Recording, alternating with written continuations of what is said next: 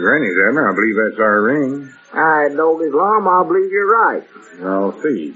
Hello, Jot 'em Down store. This is Lum and Abner.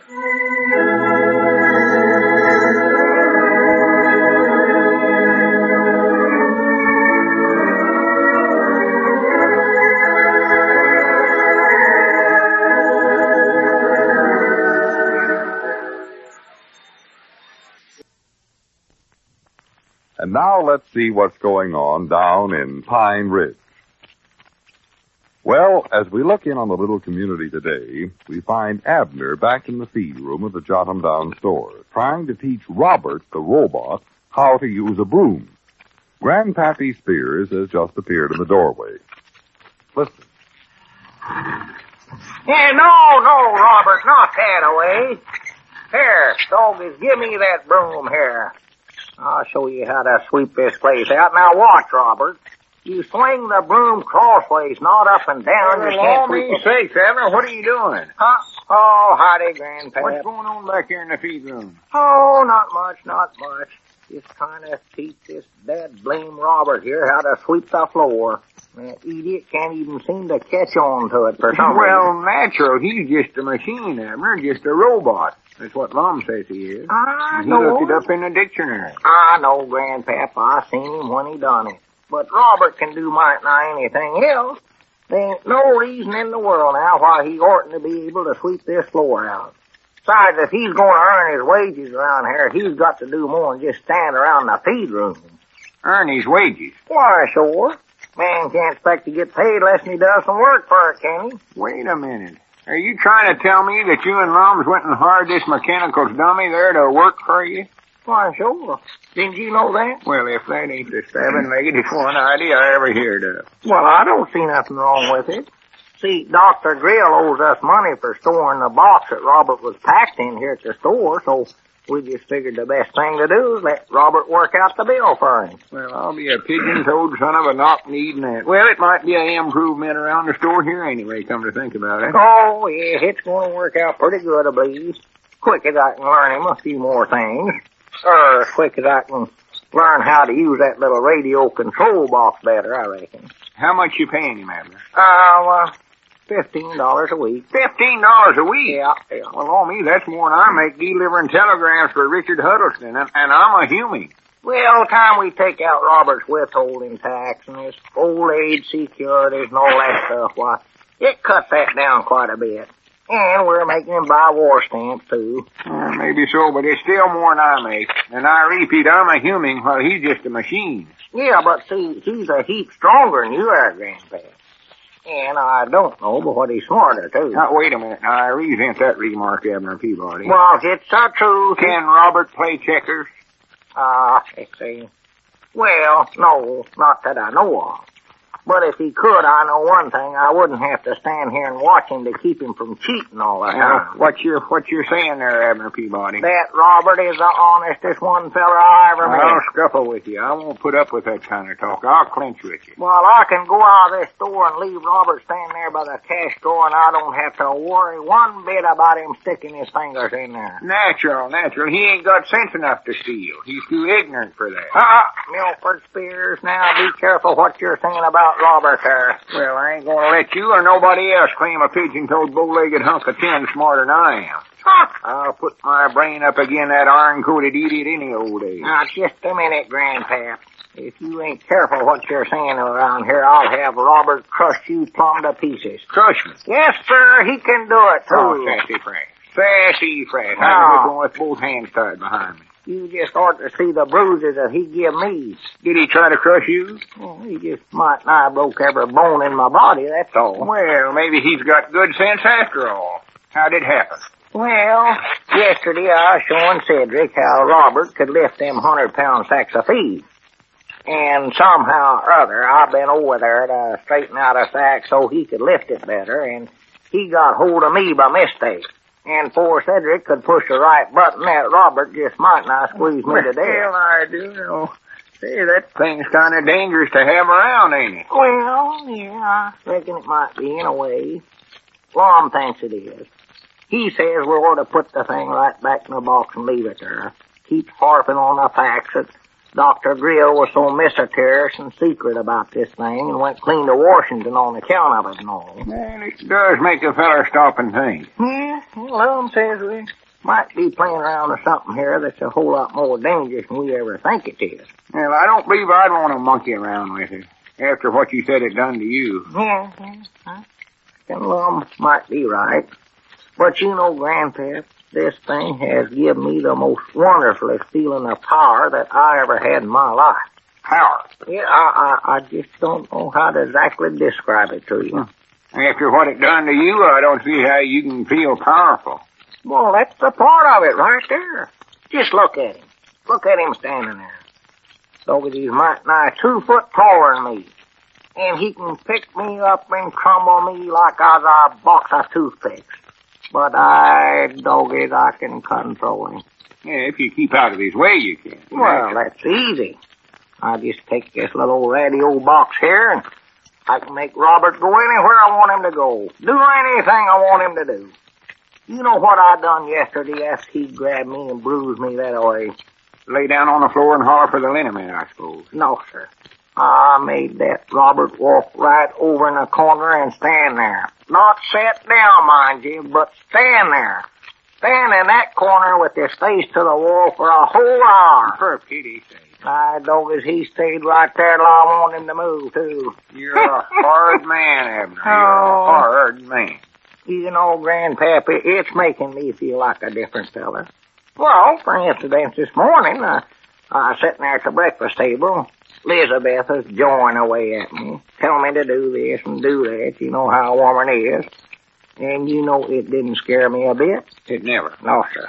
I just got up, put my hat on, laughed right in her face, and walked out of the house. Abner, I don't like to hear you talking this way. Smell trouble. I don't like the look in your eye, Abner. It's all right, Grandpap, old boy. Just be calm. I won't hurt you. I don't think. Would you like to see Robert in action? What do you mean, in action? Well, I'll walk around, pick up stuff or something like that. Oh, yeah. I'd love to see that. Just keep him away from me, though. Yeah, well, don't worry. Besides, if you're so much smarter than him, like you claim you are, you oughtn't to have no trouble getting out of his way, brainy man like you. Well, I ain't as young and agile as I used to be. He ain't as spry. I'll have to admit that's one point where Robert's got it over me, that he's younger. Yes, he's younger, all right. What would you like to see him do, Grandpap? Oh, I don't know, something general. Yeah, let's see. Want me to make him crush your head for you? No, something gentle, I say. See if any sawdust run out of them ears of yours. What'll let Dr. Grill do to you if he ever comes in here and finds out what you're doing with his robot? He won't do nothing, because he won't find out. Well, what if he does find out, though? Oh, well, no telling what he might do. I'll see to it, though, if he won't find out. Say, Grandpap, would you like to see Robert walk into the main store up there and pick up the Cracker Barrel? Yeah, I'd love to see that. Make him crush it. All right, here we go. Here we go, Robert. Let's get going right now. What's that you just turned on there? He ain't gonna blow up, is No, don't get excited. Robert has to warm up before he can do anything. Yes, just like me. Then I start pushing these buttons and twisting these gadgets here on this radio thing. See this one here, that makes him walk, and you can turn it this way for forward, see? Jiminy, there he goes. Watch out till he'll bump into the wall. Oh, no, he won't. See, this gadget here makes him turn to the left or the right. See there? Well, what do you know about that? There he goes. I hear him. Look at him right through the door into the store. Come on, Grandpa. How do you make him pick up stuff, though? Well, that's a little harder. See, this button here, that makes him bend over, and these here for his arms. These arms can go in 2 directions, upwards and downwards or back and forth. I ain't on to working them very good yet, though. If I ain't careful, why, he breaks whatever I make him pick up. Better turn him. He'll never hit the Cracker Barrel the direction he's going in now. All right, I will. That's plumb easy. I'll turn him. Now you turn him too far. Straighten him out there a little I bit. will. Great day, what in the world is it? Oh, howdy, Squire. You come in just at the right time. Yeah, Robert, this is Squire. That's Robert the robot. Well, by George, I did come in at just the right time. I was looking around for some items to send in. Watch him, Squire. Watch him now. He's going to pick up that Cracker Barrel. He is? Yeah. See him bend over? Can you work him all right, Abner? Yeah, sure. Yeah. Is his arms about the right place. Watch him close in now. If that ain't something. Look there, Squire. Here we go right now. Oh, Dad, blame it. He ordered. Hey, stop that, Robert. Robert, wait a minute. I'm the one to stop him, though, ain't it, doggy? Whew. Yeah, I got to watch that. Man, George, that's marvelous, Abner. When did you get this robot? Oh, had it a couple of weeks now, I believe. Yeah, they've hired him to work in the store here, too, Squire. Well, that is wonderful. Marvelous publicity stunt. Yes, indeed. Well, sir, I'll just write that up and send it into the county sheet paper right away. Send it into the paper? Yeah, now don't do that, Squire. I'll be more than glad to do it, Abner. See, I was just looking around for a couple more items to fill out my column for this week, but I never expected to happen on a story like this. Yeah, I'll devote my whole column to it. I don't think you better do that, Squire. You see, I can see it now. Rural store engages mechanical clerk. Local merchants first with post-war plans. Hey, Squire, come back Hey, here. Squire, wait a minute. You can't do this. You're wrong.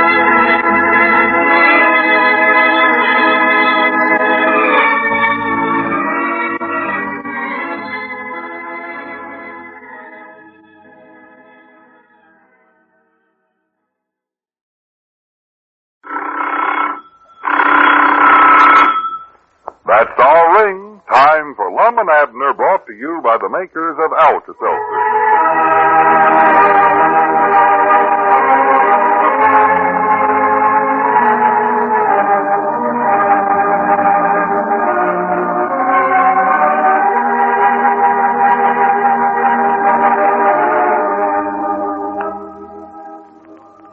Yesterday, Squire Skim happened to come into the store as Abner was demonstrating to Grandpappy Spears the remarkable talents of Robert the Robot. Squire immediately wanted to write it up for his weekly news item for the county paper, a move which would eventually reveal to Dr. Grill that the old fellows had violated his instructions regarding the robot. Well, now we'll soon see what happens next.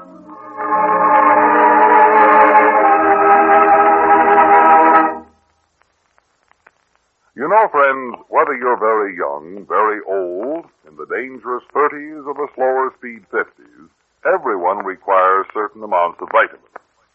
Vitamins, you know, are vital to good nutrition, and good nutrition is the foundation of good health. But in the average diet these days, one common deficiency is a shortage of vitamins. And this shortage of vitamins may be one of the reasons so many people go to work dragged out, nervous, irritable, and feeling generally run down. Now, keeping all this in mind, don't you think it worth your while to try one-a-day brand multiple vitamins? Just start every day with one-a-day. Actually, they cost you less than $1 a month to use. And listen to this offer. Get the 60-capsule family-size package of one-a-day brand multiple vitamins from your druggist. If you're not satisfied at the end of 60 days, take the package back to your druggist and he'll gladly refund your money. Like all Miles products, one-a-day brand multiple vitamins are guaranteed to satisfy or your money will be refunded. Remember, start every day with one-a-day. And now let's see what's going on down in Pine Ridge. Well, as we look in on the little community today, we find the Squire in the Jot 'em Down store trying to sell Abner on another plan dealing with the mechanical man. Listen. Well, Abner, I wish you could see my point. You're missing the chance of a lifetime by not cashing in on that robot. Why, we could make a fortune with that thing. Yeah, well, I told you, Squire, it don't belong to us, though. It belongs to Dr. Fontaine Grill. All right, we'll cut the doctor in on it. Do what? Give him a slice of the profits. I'm sure that he wouldn't mind making a few dollars, Abner. All the inventors that I've ever known have generally been broke. He can use the cash for further experiments, too. Well, Dr. Grill left it here for me and Lum to take care of and told us not to monkey around with it, Squire. Said for us not to even look in the box and see what it was. That's why I couldn't let you send that article about it into the paper yesterday. Yes, I know. You explained all that to me, Abner. But I still say it's unwise economics to permit that robot to walk around the store here and not charge folks to see it, Abner. That represents a non-producing potential source of man-hour units lying idle at a time when the country can ill afford such a waste of marketable wealth. Isn't that right? Well, when you look at it that way, what'd you say, Squire? You're exactly right, Abner. I knew that a man of your business acumen would see that in an instant. You did, huh? Yes, congratulations. Yeah, thank you, Squire. Now, here's the way we'll start, Abner. I'll get hold of a tent, and we'll put it up down there by the flagpole, and I'll have some signs made extolling the rare and amazing abilities of Robert the remote control robot. Well, wait a minute now, Squire. I ain't agreed to this yet. I'll even don my checkered vest and personally do the barking. Barking? Yes, the pitch. Are you good at that? Oh, I used to be the best, Abner. There was none better on the old Sneed and Reedy Carnival circuit. Well, what do you do best, old hound dog or a fight? No, Abner, you don't understand. If you want my notions on this, Squire, I don't want to hurt your feelings now, but I don't believe nobody around here is going to pay good money to see you bark like a dog. I believe they'd rather watch Robert do things. Well, Abner, I just meant that I would stand out in front of the tent and advertise the show. Well, I don't see how you can advertise it just standing there barking. Folks are liable to think you're a little tech, Squire. Well, I'm not going to bark like a dog, Abner. Well, I don't know what else barks. Well, except my seal. Is that what you're going to do, imitate a seal? Oh, me. I'd love to see you do that, Squire. Hey, go ahead, give me a sample of it. Bark like a seal. I can't do it, Abner. Oh, go on. Don't be bashful. I can open up a can of sardines and throw you a fish if it'll help any. Abner, I tell you, I cannot imitate the seal or any other animal. I seen a seal in a circus once that could play the Star-Spangled Banner on the back of little tin horns. Can you do that, Squire? Now, listen, Abner, stop this foolishness right here now. A barker in a carnival is a man who stands out in front and tells what's going to take place on the inside. Inside of the seal? Inside of the tent, the show, Abner. Oh. Now, Pine Ridge ought to be good for 2 or 3 days. And then we'll move on, play Cherry Hill, Mount Ida, Odin, a few places like that till we get the act polished up, broken in good, then we'll move on to the big towns. I tell you, Abner, we can make a fortune out of Robert the robot. Well, it sounds good, Squire, but see, we can't do it, so you might just as well drop the idea right here and now. Well, Abner, you've got to do it. You don't realize what a wonderful invention that is. I've seen lots of robots before, but none that have ever been worked out to the amazing degree of proficiency that this one has. That remote control box there is an amazing thing. Yeah, I know it is, Squire, but we can't make a carnival out of Robert, I know that. Well, now, wait just a minute, Abner. You say that Dr. Grill owes you some money. Is that right? That's why you hired Robert to work in the store. Yeah, that's why we hired him. All right, if you really want to put him to work and have him make a lot of money, why, follow my suggestion. There's no difference, and this way you'll not only get back what's coming to you, but you'll make yourself a handsome profit besides. Yeah, but, Squire, the minute we take him around and show him off in other towns, why, Dr. Grill will find out about it just show the world. Then he'll have us thrown right in the penitentiary. Now, listen, Abner. Wait a minute, Squire. Yonder comes a customer up out there. But I'll tell you right now, Squire, I ain't going in with you on your idea, I'll tell you that. Well, good morning. Come right in. What can I do for you? How do you do? I'm making a survey for the Department of Children's Health and Nutritional Welfare. Well, that's nice. Won't you sit down? No, thank you. Do you employ any juveniles here? No, Mom, just people. I mean children. Do you have any in your employ? No, I reckon not. Me and Lum ain't hired no extra help for a long time. That is, except Robert, of course. Robert? How old is he?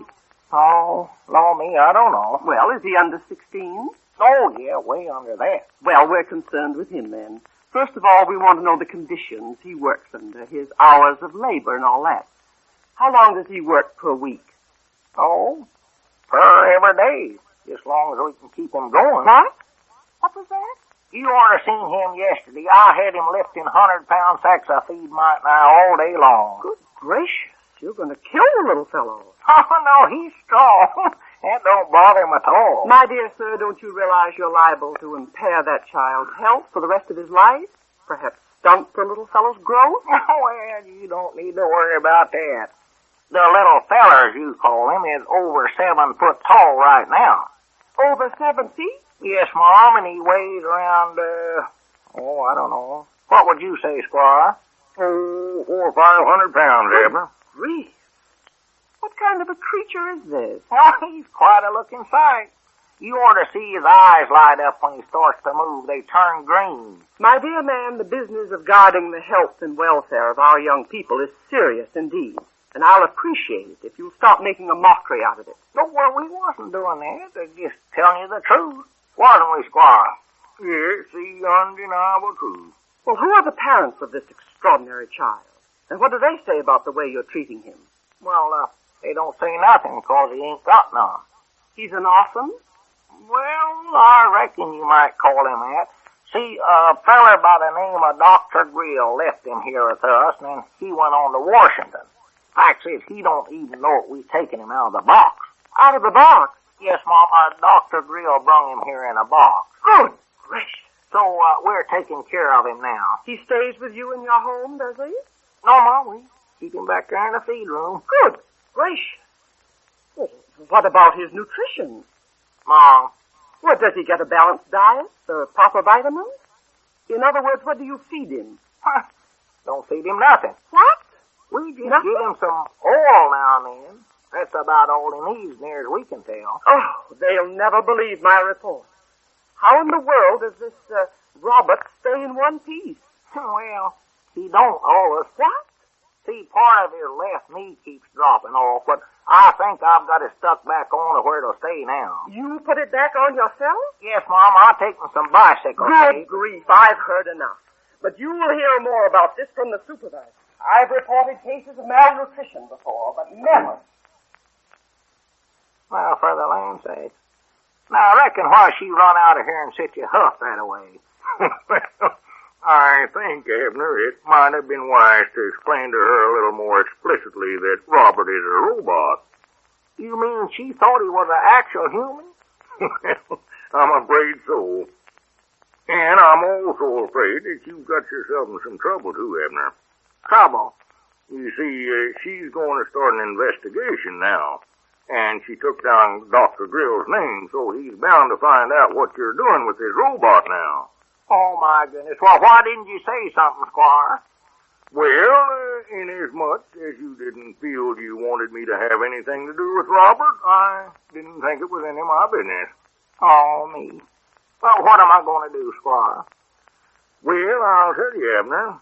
I have influence with certain officials, and I may be able to straighten this out for you before it goes too far. However, I would expect a little favor in return.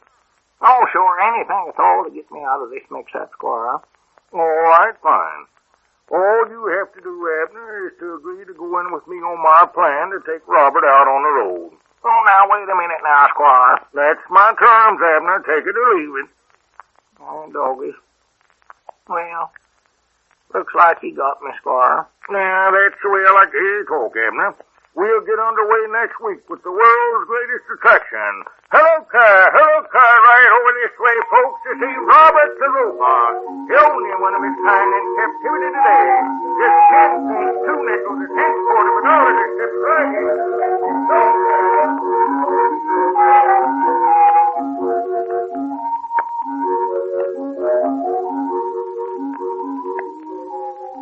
Well, it looks as though Abner is going to become a showman, whether he wants to or not. Of course, I suspect that Lum is going to have an idea or two on this very soon. So join us again on our next regular visit down in Pine Ridge.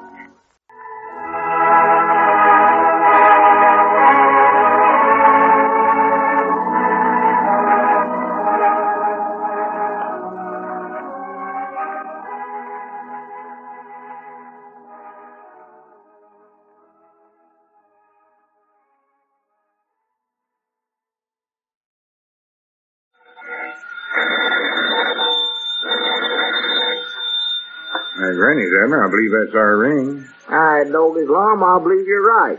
I'll see. Hello, Jot 'em Down store. This is Lum and Abner.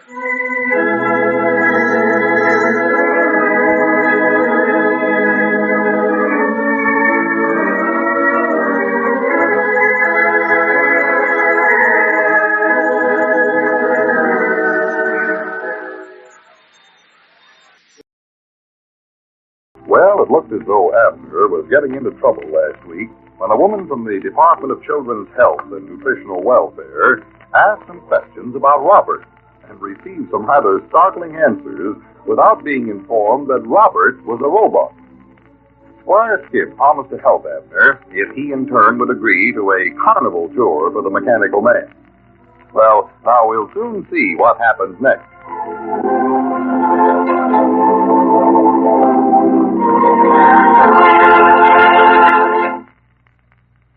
Friends, if the misery of a cold is a problem of you right now, here's a suggestion which can help bring you real relief in a hurry.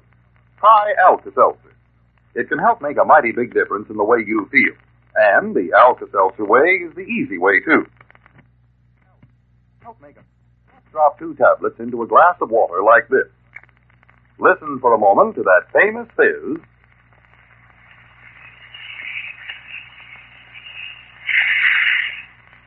And then drink it. You'll like the prompt, pleasant relief you can get for the ache-all-over misery of a cold when you take Alka-Seltzer according to the simple directions on the package. And if a sore throat is a part of your cold distress, use Alka-Seltzer as a comforting gargle, too. Now let's see what's going on down in Pine Ridge. Well, as we look in on a little community today, we find Lum in the Jot 'em Down store changing Abner's plans. Listen. Yeah, but Lum, if I don't go through with this plan now, there's no telling what Squire's liable to do to me. Well, I tell you, there ain't nothing he can do. And Robert ain't going to be taken out on no carnival tour, I can tell you that right now. Well, I never wanted to do it, Lum, but I had to agree with Squire. That was the only way he'd help us get straightened out with that there woman from the Children's Health or some sort of department. See, she thought when I was telling her about Robert that he was a human instead of a machine. And she's going to report us for overworking him and not feeding him and everything else. I know you told me all about that, but I still say that ain't nothing to worry about. Well, Squire said she'd locate Dr. Grill and ask him a batch of questions about this, and then he'd find out that we taking his invent out of the box like we wasn't supposed to do. Well, how can she ever get hold of Dr. Grill? Even we don't know where to write to him. All we know is that he went to Washington, and that's a big place. Now, she'd never find him there. Oh.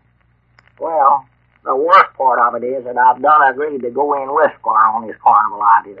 Well, I seen him on the street a while ago, and I told him that plan is out, even if you did agree to it. Out? Yeah, I told him you never had no right to do that. Fact is, you never had no right to do that without asking me first. Yeah, well, I told Squire we'd have to ask you first, but he didn't want to. He said that I was a lot better business head than you was and had better ideas about the carnival business and all that. Oh, he did he? Yeah. So, what could I do but agree with him? He had me there. You can't argue with a man when you know he's right. Well, you ought to know right there he wasn't telling the truth. He was just trying to trick you into it. Well, he pointed out something else, too. He said that we can make thousands and hundreds of dollars with Robert if we work it right. Well, now, in the first place, we ain't got no right to do that with Robert because he don't belong to us. And in the second place, he's helping us make money by just being around the store here. Helping us make money? Why, sure. Well, he ain't been waiting on no trade. I just had him moving sacks back there in the feed room. I know, but since we've had him, I believe our business has tripled and doubled. Oh, yeah. Folks have sure been coming in here lately just to look at him, I know that. Yeah, and they generally always buy something. They use that as an excuse to come in here. Yeah. Oh, he's a drawing card, ain't no question about it. Our business ain't drawing cards? Has he been playing cards? No, I mean, he draws people in here. Oh. Well, I hadn't looked at it just a... He's a curiosity. They come in to see him. Yeah. I thought you meant he'd been playing cards. I was going to thank him for that. I don't agree to that at all. Well, it's all right if he wants to draw, but I don't think he can. Well, I'll push them buttons. You can't tell what he'll do. I'll tell you that. I found out you push them buttons, he'll do a lot of things. Well, our business ain't been this good since I don't know when, so I want to leave him right here in the store. Yeah. Well, I just hope that what you told Squire don't make him change his mind, not straighten out things at that Children's Health Department, though. Oh, I don't think he's aimed to do nothing about that no way. Just saying that. So just stop worrying about it. All right. Well, I reckon I better get on back to the feed room, put Robert to work toting them feed sacks. Well, now, wait a minute, Abner. Now, there's another thing right there. You're going to have him wear them sacks of feed out, lifting them all around. So all you and him have done for the last week is move them sacks from one side to the other and then back again. I just love to watch how easy he can lift 100 pounds. Yeah, but there ain't no sense in doing that. Well, I know, Lum, but I just... Besides, I need you up here in front to help me weight on the trade since it's got so heavy. Well, I was just trying to keep Robert in practice. Don't want him to get rusty. Besides, that's about all I've learned him to do so far. That's one thing I'll have to say against him, Lum. He don't catch on very fast. Abner, how many times do I have to tell you, you can't learn him to do things like a human.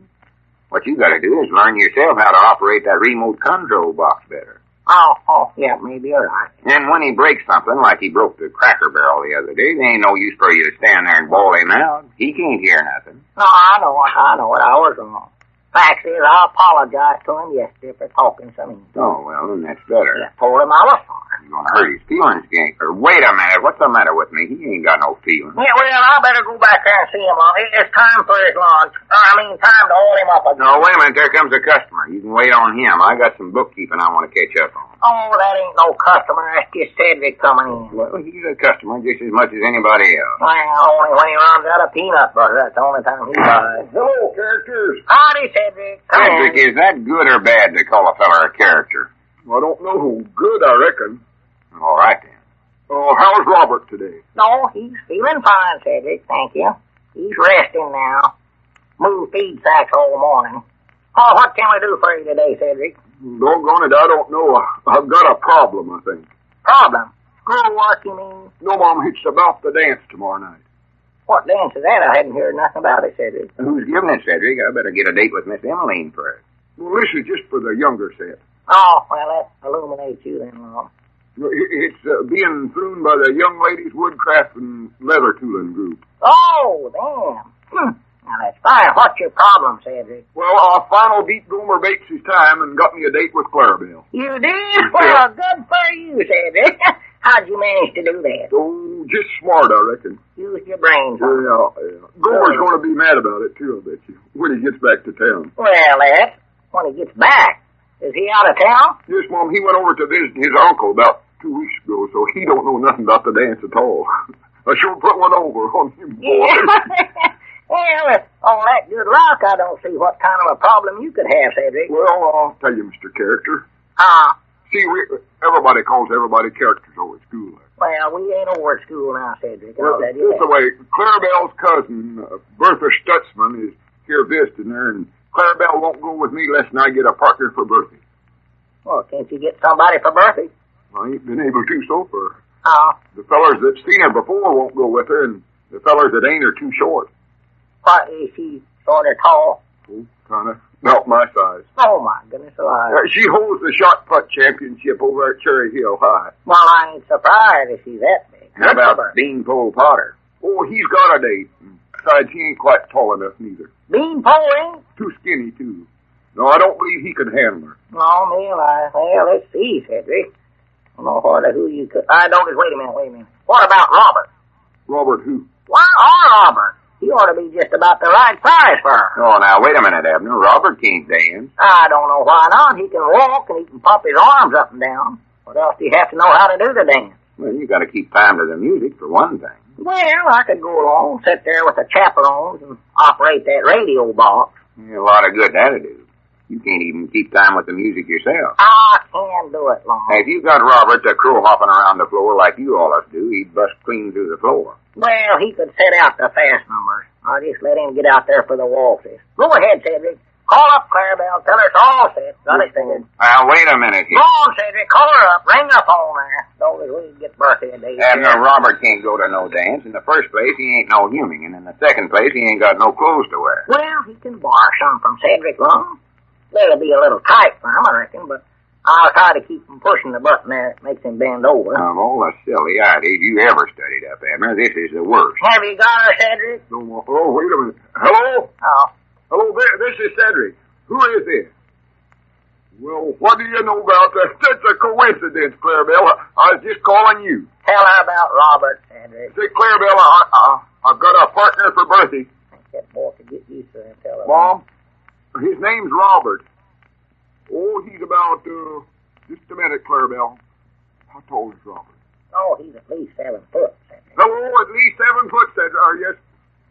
Just a minute. Would you say Robert was good looking? Well, tell her he's got the prettiest green eyes I ever saw. That is, when they're lit up. Hello? He's got prettiest green eyes I ever saw when they're lit up. You're going to do what? Well, wait a minute, Clarabelle. What am I going to do now? What's the matter? Well, she's going to get Bertha and put her on the phone and have her talk to Robert to see if she likes his boy. Let's see, what can we do now? Better think of something. Yeah, he can't talk. Howdy. Oh, well, howdy, Grandpap. Never seen you coming up out there. Yeah, just dropped over to give you a letter that come for you. Yeah, well, give it to Lum. I'm busy right now studying. Yeah, let's see, Grandpap. Is Bertie on the phone there yet, Cedric? No, Mom. Well, maybe one of us could disguise our boy. Grandpap, if Robert could talk, what do you reckon he'd sound like? Hey, the robot, you mean? Yeah. Clarabelle's cousin wants to talk to him. Oh, my goodness, this is a court order, Abner. A court order? Yeah. What have they ordered? Me and you have to appear at the juvenile court at the county seat and explain why we're mistreating Robert. Huh? According to this, they might take him away from us. I don't get that health department woman done this just as sure as the world on. Hey, Mr. Abner, what do I do now? Bertie's on the phone. Oh, well, here, I'll talk to her, Cedric. Hello?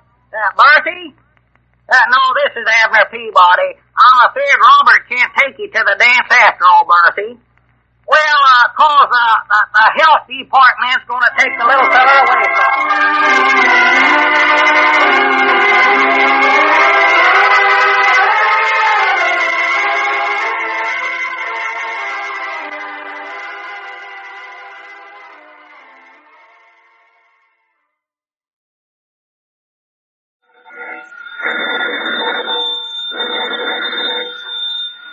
Granny's, Abner. I believe that's our ring. I know his Lum. I believe you're right.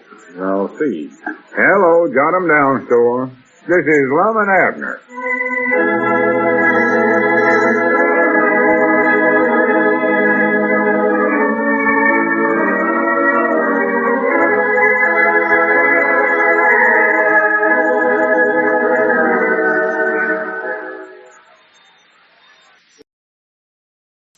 Now let's see what's going on down in Pine Ridge.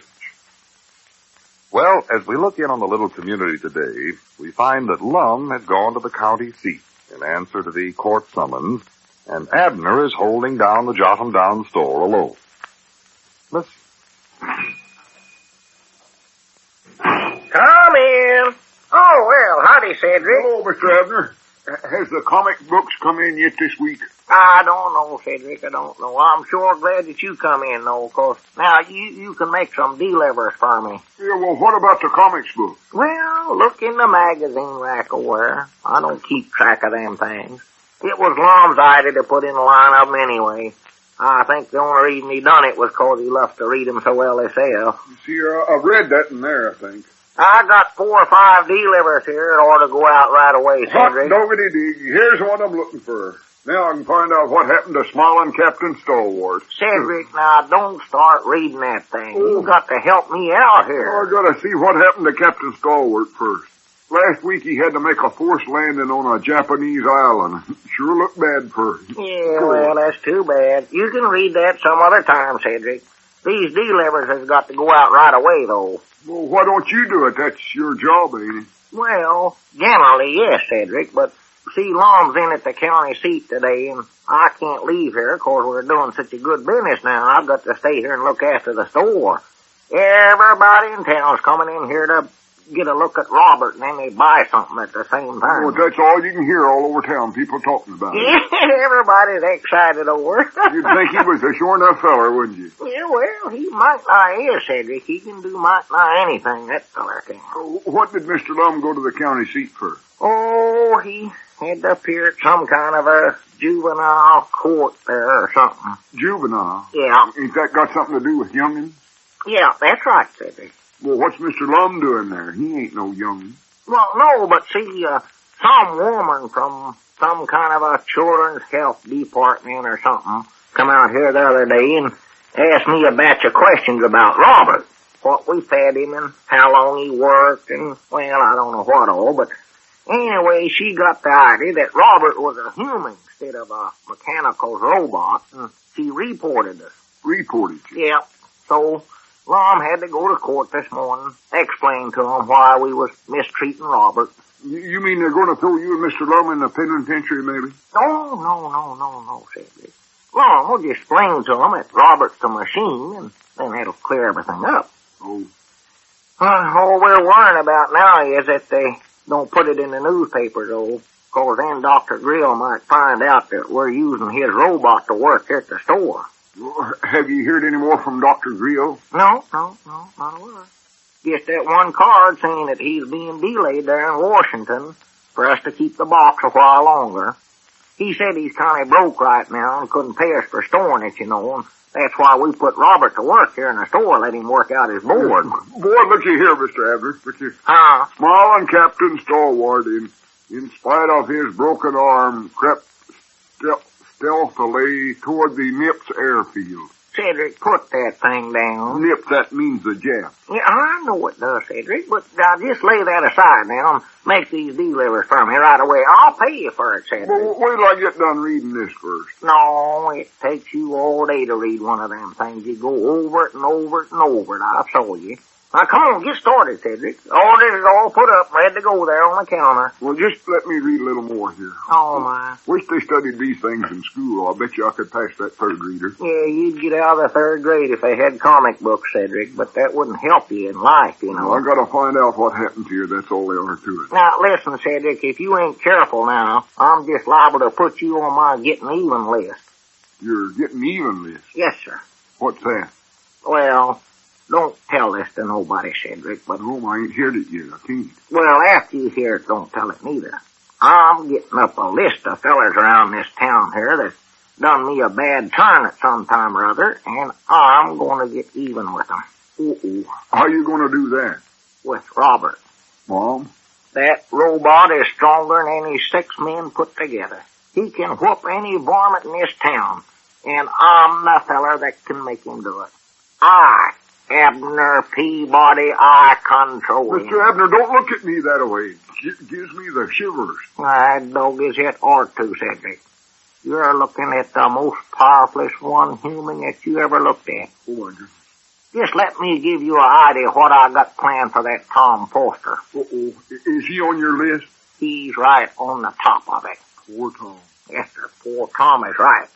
You ain't old enough to know this, Cedric, but 30-odd years ago when me and Elizabeth got married, that Tom pulled off one of his smart aleck tricks on me. He did, huh? Yes, sir, he did. Right after the wedding, everybody was throwing rice and old shoes at us, like they always do. But that weren't enough for that Tom. He taken a big hobnail boot and throwed it at me and hit me right smack on top of the head. Oh, but doggone. Yes, sir. Even after I come to, I so dizzy I never did know where we went on our honeymoon. Elizabeth claims it was Osage, Oklahoma, but you couldn't prove it by me. That snake in the weeds, that varmint. Well, what are you going to do to Mr. Tom? Well, sir, the next time he comes in here, Cedric, and makes one of his smart remarks, I'm going to have Robert walk right up to him, pick him up, and throw him right through that window there. Just like he throwed that boot at me. Oh, sake. No, sir. Nobody gets away with nothing with Abner Peabody. Who else is on your list? Oh, different feller. I ain't on it, Emma. Well, you ain't now, but you could get on it mighty quick if you sit there and read that comics book instead of making my delivers for me. I'm putting it down right now. Yes, sir, you better. I ain't going to tell you no more, Cedric, about who's on the list. You know that I and Robert could run this whole town if we wanted to? You could, huh? Yes, sir. As long as I've got that little old radio control box in my hand, I can get anything done that I want to. I'm so powerful, I scare myself sometimes. Oh, Cedric. that must be awful. No, it ain't. It's wonderful. I can get that big, strong Robert to do anything I want him to. You can? I can do it. Well, then why don't you get him to make the delivers? Well, 'cause he... Huh? All right, doggies, wait a minute here, Cedric. Yes, sir. He can walk and turn corners, and he Sure. can lift the grocery baskets easy, and that's all you have to do. Doggy Cedric, there's the smartest one-eyed you ever studied up yet. Oh, I'm smart. No 6 ways about it. Yes, sir, that's just what I'm going to do. How come me not to think of that myself, right? Well, and Captain Stalwart, in spite of his broken arm, crept stealthily toward the Japanese airfield. Yes, sir, that's what I'll do. Only one trouble, though, I Next believe, with picture. that. Captain Stalwart spies a Jap pilot about to climb into the cockpit of a Zero. Hey, shut up, Cedric. I got the study. Zero, that's Jap airplane. Yeah, I know it's it. Read that thing to yourself. Well, I can't hear me when I read it to myself. Well, you don't have to hear What I'm yourself. saying. Oh, my. Only trouble with that idea of yours, Cedric, see, I'd have to go along with Robert so's I'd know when to make him turn the corners. If I'd done that, well, I might just well take the groceries and make the delivers myself. Well, I thought you could just sit in one place and run the remote's control box. Well, I can, but it's like I say, sitting here, I couldn't see when he gets to the corners. Liable to walk him right out of town into the mill pond or something and drown him. That's right. I don't reckon he can swim. No, he's too heavy. He'd sink right to the bottom. Too bad Captain Stalwart ain't here.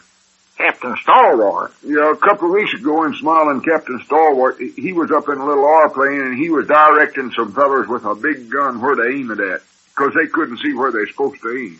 Well, on me, Cedric, I don't want to shoot nobody. I just want to get some groceries delivered. Yeah, but I mean, he could be in his airplane and tell you when to make Robert turn the corners and all. Well, how could he tell me? He's up in the airplane. I was down here in the store. That wouldn't work out, Cedric. Well, he's got a radio there he can talk over. And you could listen in and hear him. I could, huh? Yeah, I wish I could recollect how he said all that stuff. Sounds good. Something like, Captain Stalwart to artillery's base. Aim 20 degrees northwest. Over to you, Roger. Something like that, he'd say. Who's Roger? I don't know. Must be the fella aiming the gun, I reckon. Oh. I'll get that comic book for you and let you read it. No, don't bother, Cedric. It ain't no use. I couldn't get Captain Stalwart no way. He ain't real. He's just a fella in the comic books is all. Well, I don't care whether he's real or not. He's my favorite, though. All right, Douglas, wait a minute. I believe I am getting the idea, though, Cedric. Well, good for you. See, maybe I could get folks that live on different corners to phone in here at the store when they see Robert coming, and then I'd know when to make him turn. Yes, sir, that's it, Cedric. I can handle him that way. I can sure do it. Doggone, I wish we lived on a corner. I could be Smiling Captain Cedric. Oh. I wonder if I could get Papa to move. Oh, no, now, Cedric, don't I'll burn our house down. So I said to talk that way and don't bother your pa about such as that. You don't need to get all bothered. There's plenty of folks that live on corners that'll be glad to help out on this. Might have to give them a few free groceries now and then or something. So when you aiming on starting this, Mr. Just Abner? as quick as I can. Come on, we'll practice up now, Cedric, while Lum's out of town. Then tomorrow we'll give old Lum the biggest one surprise he ever had in his whole life. Come on, Cedric, put that book down. Yes, I know that we got ourselves a new deliverable.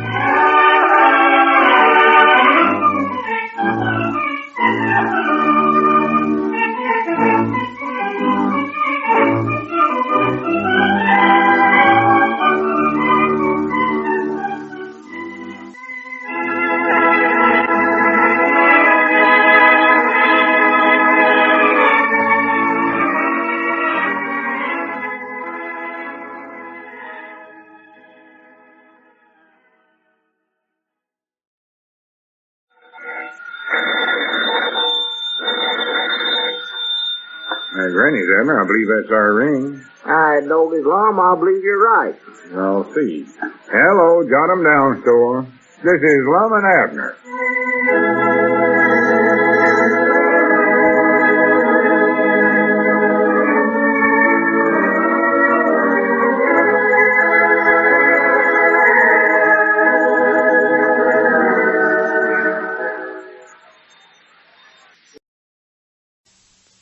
And now, let's see what's going on down in Pine Ridge. Well, as we look in on the little community today, we find Abner in the Jot 'em Down store, all set to demonstrate Robert's new ability. Lum is just entering. Listen. Tommy, doggies, hurry up. Get in here, Lum. What's taking you so long anyway? Well, I had to walk from my place over here. I couldn't fly, you know. What's all the excitement about? What was you so anxious for me to get over here? You see, doggies, you see. Nothing terrible's happened, has it? I told you that over the phone. No, this is going to be the most wonderfulest thing that you ever seen, Lum. What'd you do, add up the bookkeeping books and get them to come out right for once? Oh, no, it's even better than that. You just look out the side window there. Go on now, look out the window. All right, I'm looking out, but I don't see nothing. Yeah, just keep looking now. Wait a minute. What are you turning on that radio control box for? Well, don't watch me. Just keep watching out the window there, Lum. All right, but Hey, wait a minute. Turn that box off. There goes Robert past the window. Yeah, I know it. And he's carrying off a couple of baskets of groceries. Stop him, Abner. I don't want to stop him. This is what I called you over here to see. Robert's our new delivery boy. Delivery boy? That's what he is. He worked up from feed sack toter to delivery boy. Hey, wait a minute. Got to turn him around and get him headed up the street there. Abner, you can't do this. This is crazy. That machine can't deliver no groceries. He don't know where to go. Well, he don't need to, as long as I know. I'm his master. Abner, push some other button of that remote control and bring Robert back here. I ain't gonna do it, Lum. In the first place, it'd be too big a disappointment. We've been working on this thing here for might nigh 2 days. Couldn't hardly wait till we got a chance to show it to you.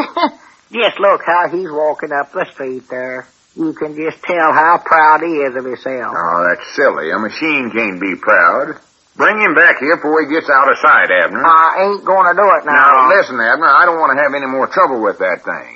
I had all the trouble I wanted explaining to that juvenile court yesterday at the county seat that Robert was a robot and not a human boy. Yeah, well, you got it straightened out, didn't you? Yeah, but it wasn't easy.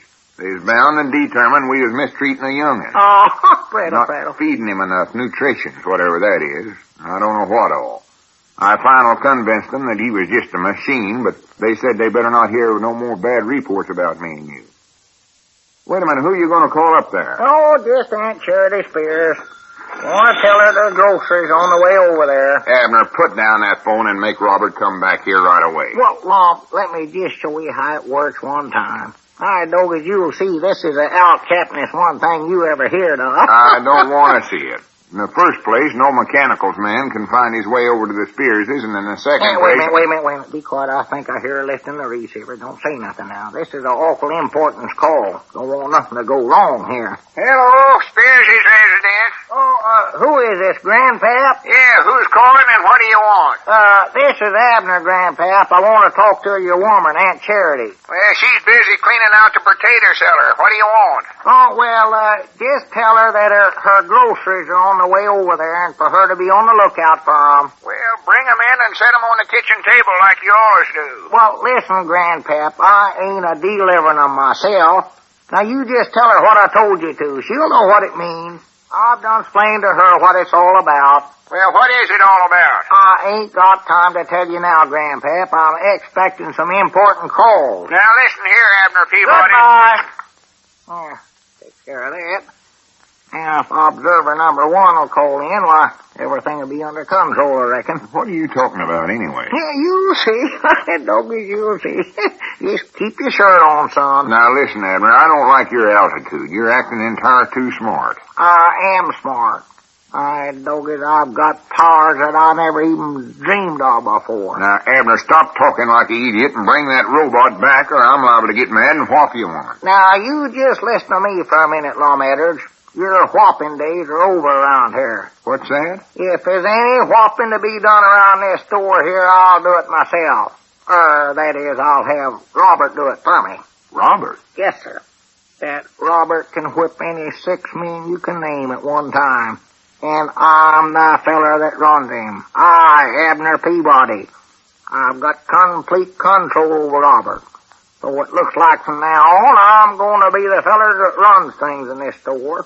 Fact says this whole town, too, as far as that goes. Oh, so that's it, huh? Yes, sir, that's it, boy. Found out how stout Robert is, and it's went right straight to your head. Well, I'm the master. Abner the master, that's me. I'll run the whole town. Listen, Abner the master, ain't you never read the story about Frankenstein? No, I don't believe I have. Never heard of him. I ain't got time for that kid stuff now. Well, you better take time and read that. Yeah, might do it if I ever get time. Gonna be a pretty busy man here. Running the store, running the whole town, everything.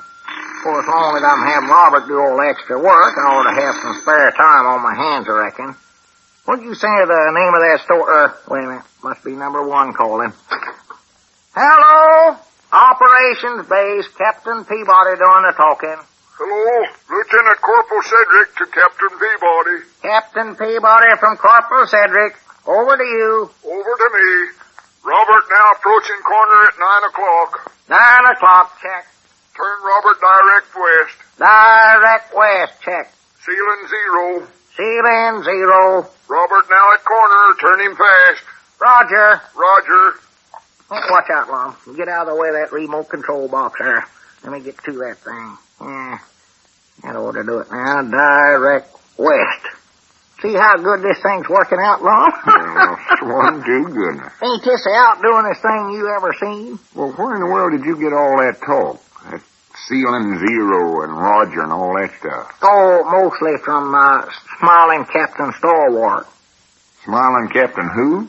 Stalwart. Smiling Captain Stalwart. Who in the world is he? Oh, he's in the comic books.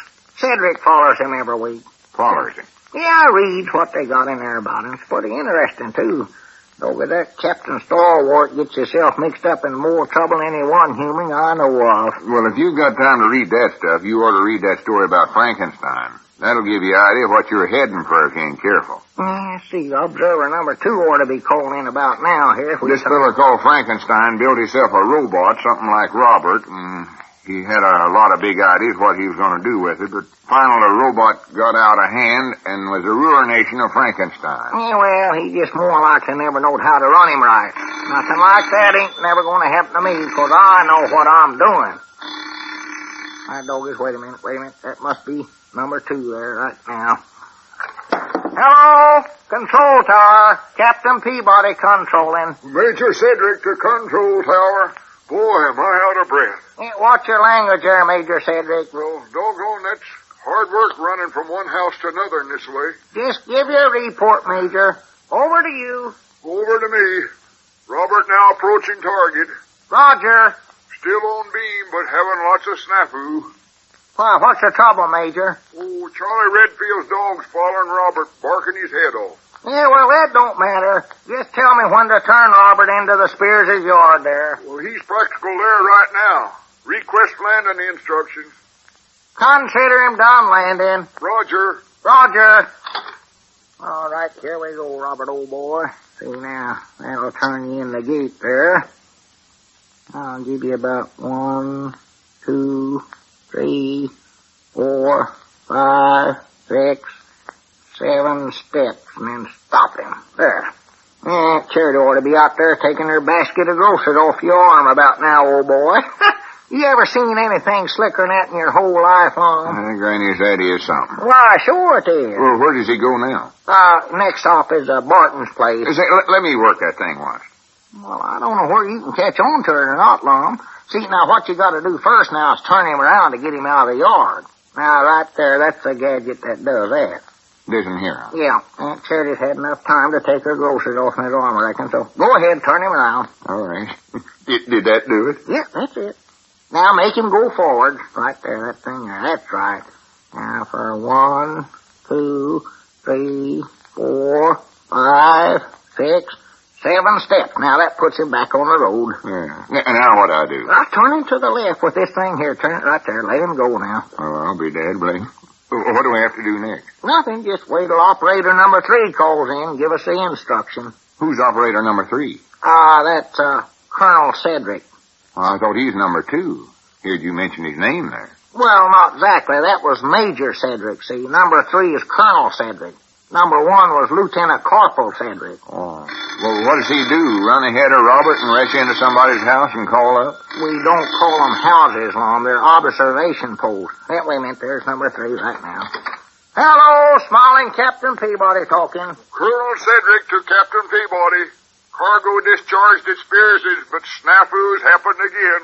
What's the trouble this time, Colonel? Well, you turned Robert around so quick he bumped into Mr. Grandpap and caught his arm in Mr. Grandpap's suspenders, and he's dragged him down the street. Oh, my goodness. Well, I'll stop him right away. Oh, better not do that, Captain, because Mr. Grandpap's yelling that if he ever gets loose, he's going to take the chopping axe after Robert. Oh. Better let him drag him till he gets too weak to do it.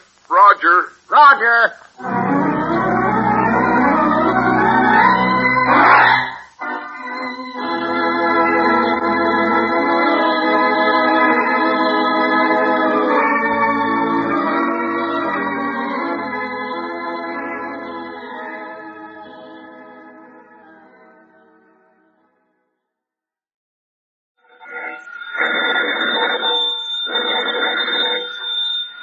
Granny's, Abner. I believe that's our ring. I told his Lum, I believe you're right. I'll see. Hello, Jot 'em Down store. This is Lum and Abner.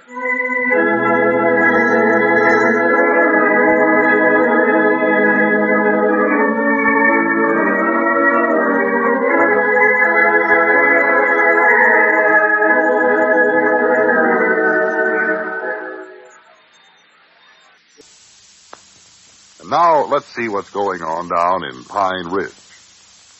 Well, as we look in on the little community today, we find Lum in Dick Huddleston's store telling Dick about their amazing new delivery boy. Listen.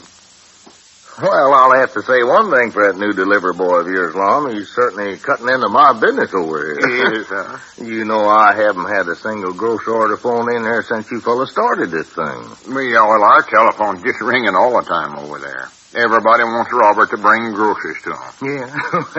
Folks that used to come and get their stuff now wants Robert to deliver. Oh, sure, they all want to see him. It's the doggonest thing I ever saw in my life.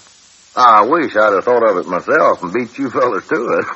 Well, I can't claim none of the credit for it myself. Abner was the one that studied it up. Him and Cedric. They did, huh? Yeah, they figured how to get Robert to turn corners at the right time and all that stuff. Well, looks like I'm either going to have to get me a mechanical giraffe or something like that to deliver my groceries or just close up the store once. Oh, well, this won't last, Dick. The novelties of it is bound to wear off sooner or later. Yeah, I'm liable to be broke by the time it does, though. Besides that, I don't know whether we can afford to keep it up or not.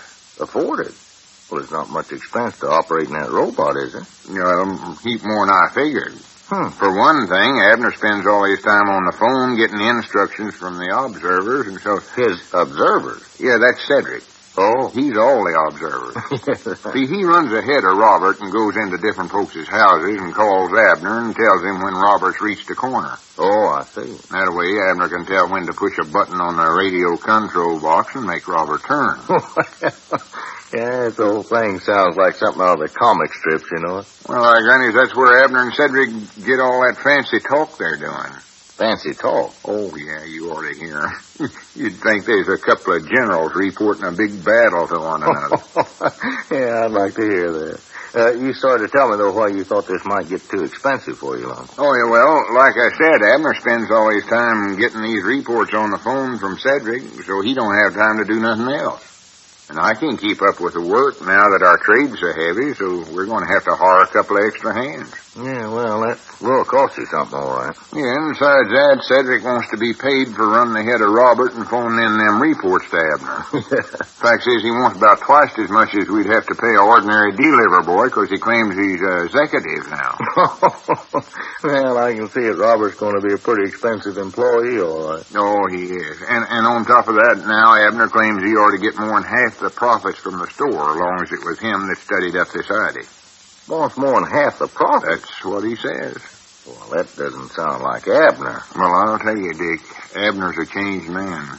He ain't like he used to be. How do you mean, Lum? Well, see... Oh, wait a minute. It's 10 o'clock. Robert's supposed to go out on another deliver trip right now. I want you to come over and watch this, Dick. Well, I'd like to see it, all right, Well, Lum. you might as well come along, Dick. You ain't doing enough business to keep you here. No, that's right, I guess. Oh, this is something you oughtn't to miss. Well, all right. I'll go right along with you then. Grandpap. Hey, Grandpap. Hey, what's that? Listen, Grandpap, I'm going over to Lum's store for a minute. Will you keep an eye on things here for me? Oh, sure I will, Richard. Yeah, run right along. Sure I will. And try to stay awake till I get back if you can. Oh, I never go to sleep, Richard. You know that. Oh, sir, I never go to sleep. Don't even sleep at night, hardly. Oh, come on, let's go, Lum. Watch out for that door. I put a new spring on it this morning. It shuts pretty fast. You're not careful there. Yeah, I ought to do that with our door. Granny's, it does, don't it? Yeah, that thing shuts in a hurry. What's this about Abner being a changed man, Lum, and in what way? Well, it's sort of got me worried, Dick. I'm afraid he's going to turn out to be another Frankenstein. Frankenstein? Abner? Yes, sir. See, he's got the crazy idea that just because he can control that robot, he's the most powerful man there is. Well, he doesn't actually believe it, though, does he? Oh, he does. Yes, sir. He does. He talks about running the whole town and I don't know what all. Well, I never thought Abner'd be like that. Well, I never did neither, but it's a peculiar thing. You put a little power into a man's hands and ain't no telling what might happen to him. Calls himself Abner the Master. Abner the Master? That's what he said. Well, I don't think you have to worry much about that, Lum. I don't know. You ought to see the peculiar look he gets in his eyes sometimes. Scare the daylights out of you. Tell you, it makes the shivers run up and down your back spine. Well, that's hard to believe about Abner. Well, you ought to saw him early this morning. Grandpap come over there hopping mad on account of what happened yesterday. You mean when Robert delivered the grocer there at the Spears' place and got his arm caught in Grandpap's suspenders and dragged him down the road? Yeah, I heard that. Well, Grandpap come in the store ready to chop that robot to pieces and whip Abner. My Granny's Abner stood right up to him, give him that peculiar look, and backed old Grandpap right out of the place. He did? Yes, I never saw nothing like it. Well, I wondered why Grandpap acted so meek when he came in here this morning. Sat over in a corner mumbling to himself and finally fell asleep. Well, that was the reason. Well, come on, let's go in. You'll get a kick out of watching Abner direct Robert around town. Come on. Yeah. There's Abner the Master with the radio control box. He must be getting ready to send Robert out. Come in. Oh, well, howdy, Lum. Howdy, Dick. Hello, Abner. Is Robert about ready to go out, Abner? Yeah, he's on his way already. He left out of here about 10 minutes ago. I thought he wasn't supposed to go till 10 o'clock. Well, the orders is piling up so fast here, I had to send him out a little ahead of schedule. Oh, well, I just brung Dick over here to let him see Robert take off. Oh, well, that's too bad he's done went. Well, you can get in on the operations anyway. I'm expecting a report from Observer number 3 any minute now. Number 3, huh? Yep, time for him to report. Oh, numbers 1 and 2's done phoned in, huh? Oh, yeah, they're way past them now. Yes, I'm sorry you missed them first 2, Dick. Well, maybe I can get the idea from number 3. Where's this delivery going, Abner? Well, according to the operation sheet here, the target is the Blevins' place, I believe. Wait a minute. That's more like the Colonel right now. What's this now, Dick? Hello, main control, Chief Operations, Smiling Captain Peabody doing the controlling. Observer number 3 reporting. Grinning Colonel Cedric to Smiling Captain Peabody. Over to you, Colonel. Over to me. Reporting from Blevins' field on yesterday +1. Roger. Are you requesting landing instructions? Well, I don't know. Well, you are, so request them. Yes, Mom. Mr. Captain. Only trouble is, though, there ain't nothing to request them for. Well, ain't Robert approaching the target? No, Mom. Leastways, I can't see him. Well, where's he at, then? Well, I don't know. After I give you the report from the sea strunkses, I run around the corner and come down here to the Blevinses to wait for Robert, but he ain't showed up yet. Well, me, he's had plenty of time to get there by now. Well, maybe you turned him the wrong way back there at the corner. I never stopped to see which way he went. No, I don't think I did. You better run back there and see if you can find him, Colonel. Will call, Captain. And don't get snafu'd. Roger, Captain. Roger, Colonel. My jacks, if that don't beat all. Well, what's happened? Has something gone wrong, Smiling Captain Peabody? Yeah, I'm feared so. That blame Robert must have turned the wrong way at the last corner there. I thought I could trust him to do better than that. More than likely he's sneaking off somewhere to rest, the little varmint. Well, wait a minute. Own fault. You're the one that operates the remote control box there. Smiling Captain Peabody don't make mistakes. Thought that Robert was acting kind of smart when he left out of here a while ago. Orta knowed he's up to something. Abner, will you get it through your thick head that ain't no human? And what's more, you better get out there and help Cedric hunt for him. Don't worry now. The colonel will find him. Besides, I've got to stay here and take the reports when they come in. Well, I wouldn't take no chances on that thing running around loose that way. No telling what might happen, strong as he is. Don't worry now, boy. We'll handle him. If that thing gets headed towards the house, it's just liable to crash right through it. That can hurt somebody. Well, one thing, it couldn't have gone very far. It doesn't move very fast, does it? Well, it can. If you turn this gadget here to where it says high speed, see, you turn it. Oh, that dog is, wait a minute here. That thing's done turned to that high speed. I must have done that by mistake. Well, Granny, can't you turn that back and slow him down? Yeah, I can do that all right, yeah. Wait, what's the matter with us? The best thing to do is to push the button that stops him. Wait a minute. Maybe we won't have to do that. Must be Cedric calling now, see. Hello, Small and Peabody talking. Over to you. Over to me and double snafu. Huh? I can't find that doggone Robert nowhere. Oh, my God. Well, keep looking, Colonel. Yes, Mom. Roger. Roger. Doggy, hand me that control box, Lum. I've got to stop that Robert right away. Yeah, here you are. Said you couldn't find him, huh? No, couldn't see him nowhere. Doggy, well, I'll be dead blamed. What's the trouble? I can't work the turn-off switch. It's stuck or something here, Lum. Busted, do something. We can't let a dangerous thing like that run loose in the community. Do something, but stop him.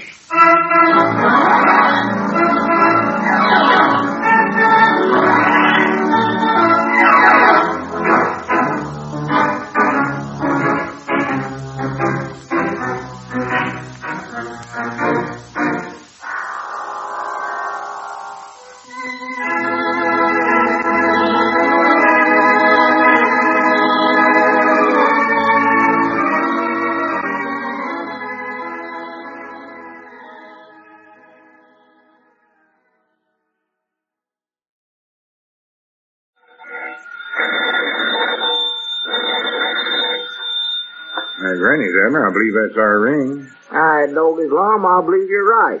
I'll see. Hello, jot 'em down, store. This is Lum and Abner.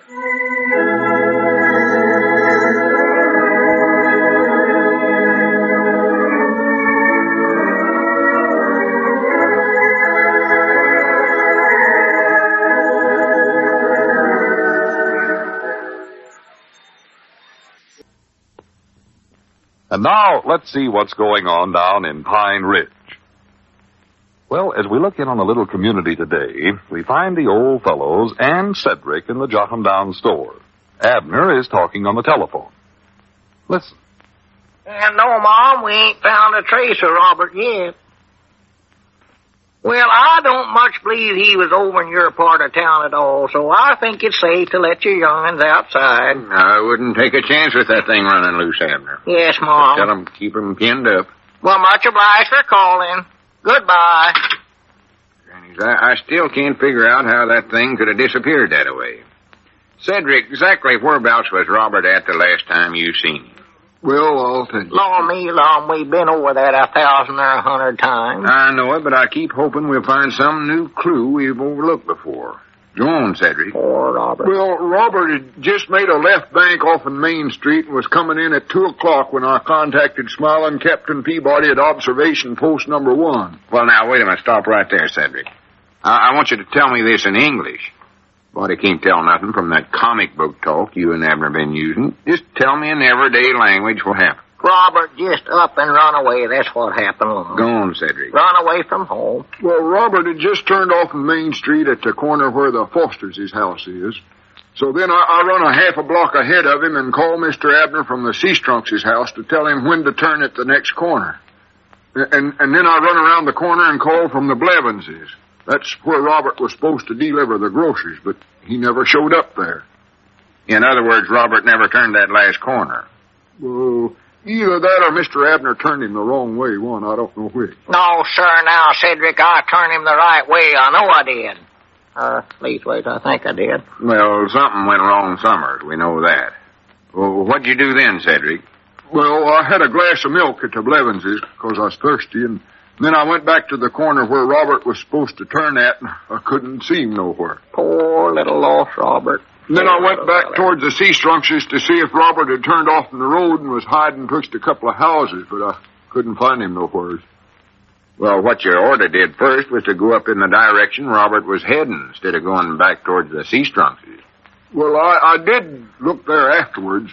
Looked in the other direction, too, sort of figuring Mr. Abner might have made him turn the corner the wrong way. Yeah, but it was too late then. Robert had to get clean out of sight. I think somebody kidnapped him. That's what I think. Oh, Abner, that's silly. Now, we've been over all that. I told you 100 times you can't kidnap a robot. Well, a robot napped him then. Well, I'll admit something peculiar's happened to him, all right. Oh, yeah. We've combed that whole section over there, and it just seems strange to me that anything as big as that robot could get lost. Yeah. The robot nappers is hiding him. That's what they're doing. Oh, that's ridiculous. No, sir. They're hiding him for ransoms. He's out west of town there, Summers. I'm mighty nigh sure he kept on going straight that day and never turned the corner neither way. If he'd have turned the corner, the folks in the houses along that street would have saw him. Yeah, it looks like it. But nobody did. No. And there ain't no houses on west of the corner, except in that old vacant Tilford place. So he must have went that way. Yeah. Well, he's gone, I know that. I just wish now I'd never talked so mean to him or bawled him out the way I done. I ought to be horsewhipped. That's what ought to happen to me. Horsewhipped. You ought to be horsewhipped for ever letting that thing get out of control.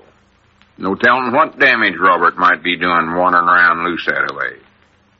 Wish you could have figured out how to stop him with that control box before you broke it. Well, I never broke it on a purpose, Lum.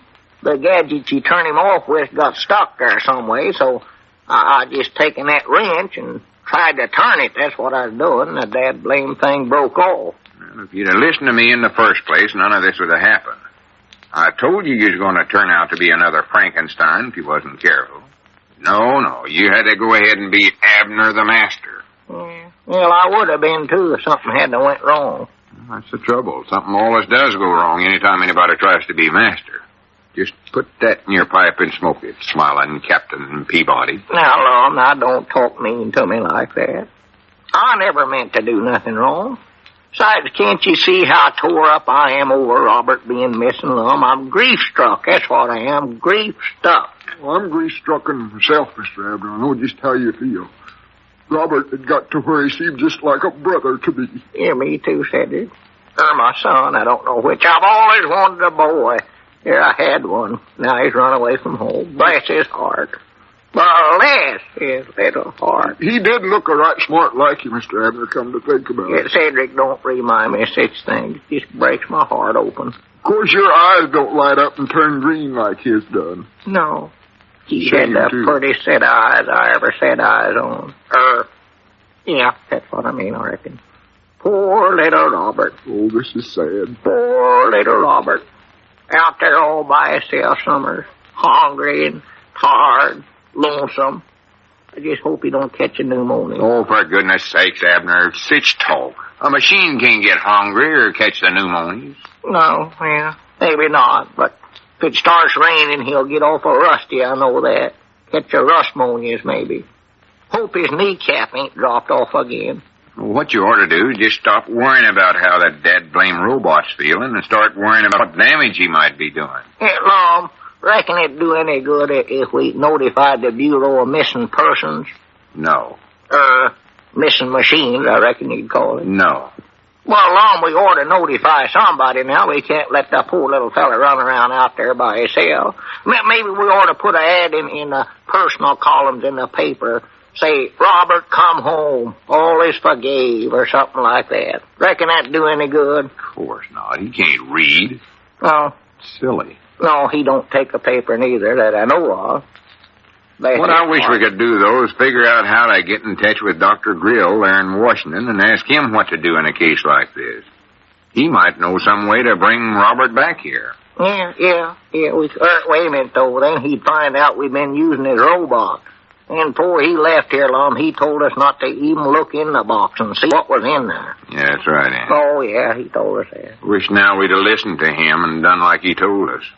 Just goes to show you how much trouble curiosity can get you into. Poor little Robert. Poor little fella. I never ought to have bawled him out for crushing that cracker barrel the other day. He couldn't help it. He just never knowed his own strength. That was his trouble. Yeah, and that's what worries me now, him not knowing his own strength and running loose. Now, we better go back over that spot where Robert was last saw and start walking due west again and see if we can't find him. Mom, we did that 20 times if we did it once. I know, but maybe we never went far enough. Don't forget you had him turned up to high speed when he disappeared. Yeah, that's right. Dad blamed me. I would have him running. I admit his high speed wasn't very fast, but you take steady walking that way, and you can cover a lot of ground. Oh, yeah. He more likely got further than we'd think, all right. So let's make another trip out there anyway. Maybe you better stay here and watch the store this time, Abner. Me and Cedric can go out and hunt. No, sir. If anybody's going out looking for my boy Robert, I'm going along with him. I was the one he thought the most of. Well, I believe I was closer to him than anybody. All right. You two can go then. I'll stay here. Just so somebody goes. Yeah, we'll go. We've got to do something. We can't just sit here and let the thing tear the whole countryside to pieces. Oh, now, Lum, little Robert wouldn't do nothing like that. Well, all I know is that we got most of the folks in Pine Ridge half scared to death. I know that. They're feared to go outdoors on account of it. Why, he wouldn't hurt nobody. I know he wouldn't. I don't know. He might not crushed you to death one day there in the feed room. Well, that was just an accident. He got me mixed up with a sack of feed there. Well, it's just the kind of accident everybody's feared will happen again. Well, you fellas get started and be sure you go far enough this time. Go at least 5 miles past where we went last time. Yeah, we'll do it. Wait a minute. There comes Grandpappy Spears.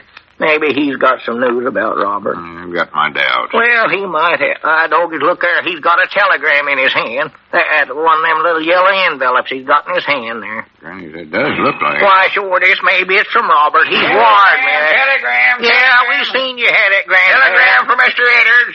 Mr. Edders? I thought surely Robert would address it to me. Let's see it, Grandpap. Yeah, here you are. Yeah, what does it say, Lum? What does it say? Hurry up. You fellas heard anything about the robot yet? Found any traces of him? No, we just hoping this telegram might tell us something about him, Grandpa. No, that couldn't have nothing to do with him. Not unless he can travel a lot faster than I ever figured he could. Where's it from? Well, I ain't sure. Them envelopes are thicker than they used to be and harder to see through. But I think, let's see now, where did it say now? Oh, my goodness. What's the matter, Lum? This is from Dr. Grill in Washington. Dr. Grill? Yeah, and he wants us to send him that box with the robot in it right away.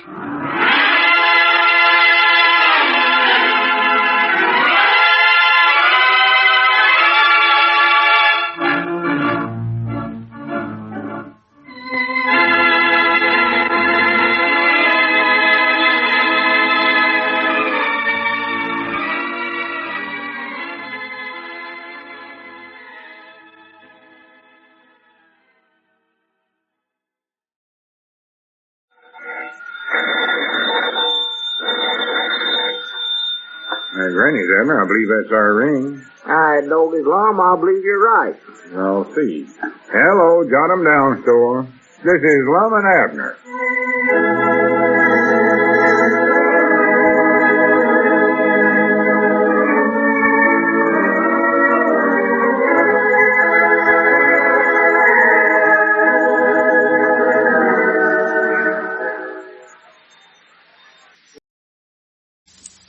And now, let's see what's going on down in Pine Ridge. Well, as we look in on the little community today, we find Abner in the Jot 'em Down store explaining their dire situation to Grandpappy Spears. Listen.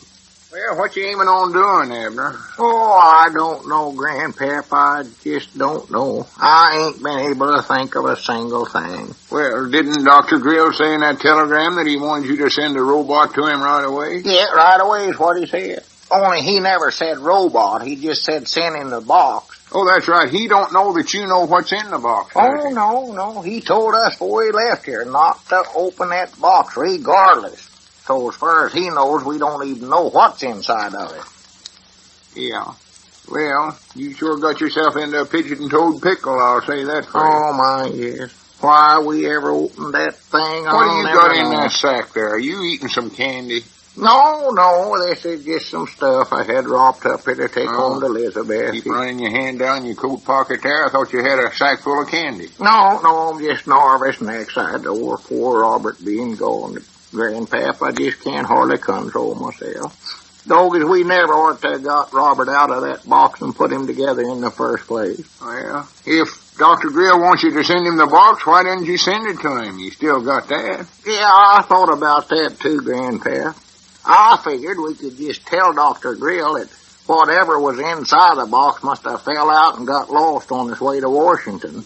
But Lum wouldn't agree to it. Well, why don't you write to him and tell him you sent it to the state of Washington instead of Washington, D.C.? Well, see, he'd give us the address in the telegram there where to send it. That wouldn't work, Grandpa. Couldn't tell him that he'd crawled out of the box. But no, that wouldn't work. Huh?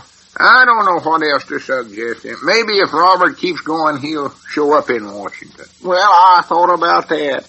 Only trouble is he's headed in the wrong direction. Well, that won't work then. No, he'd have a long circle to get there.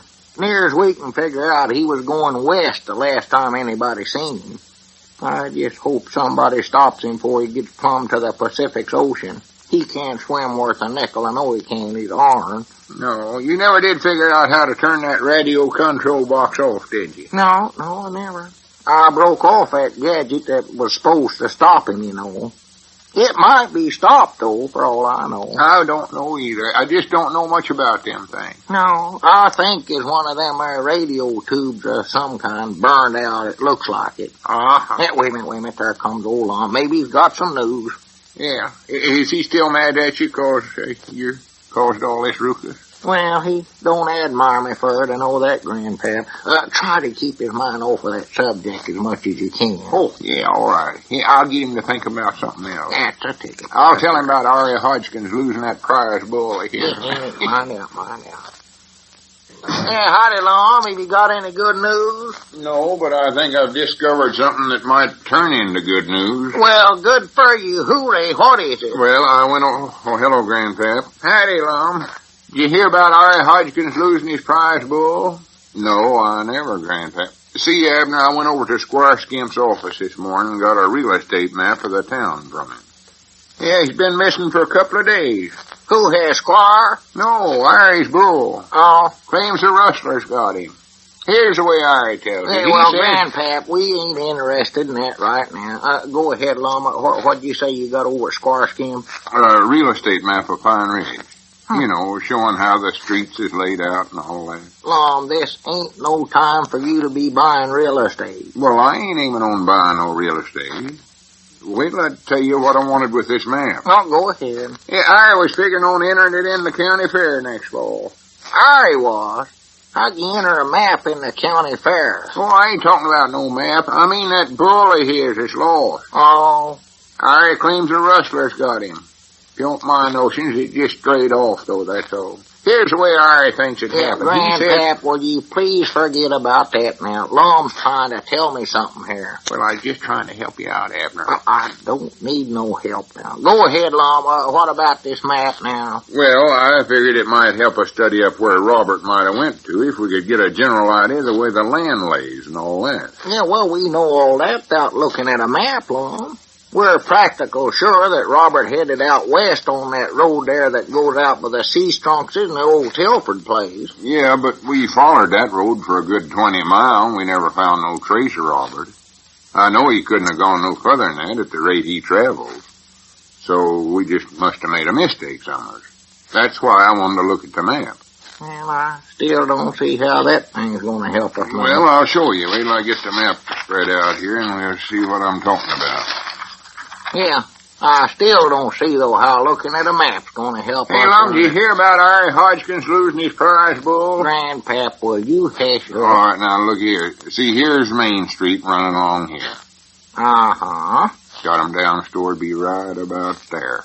Well, that's where we're at right now. Yeah. Then here's the road running past the Sea-Strunks and the old vacant Tilford place be about right here. Yeah? Yeah. Now, watch this. Look what happens to this road.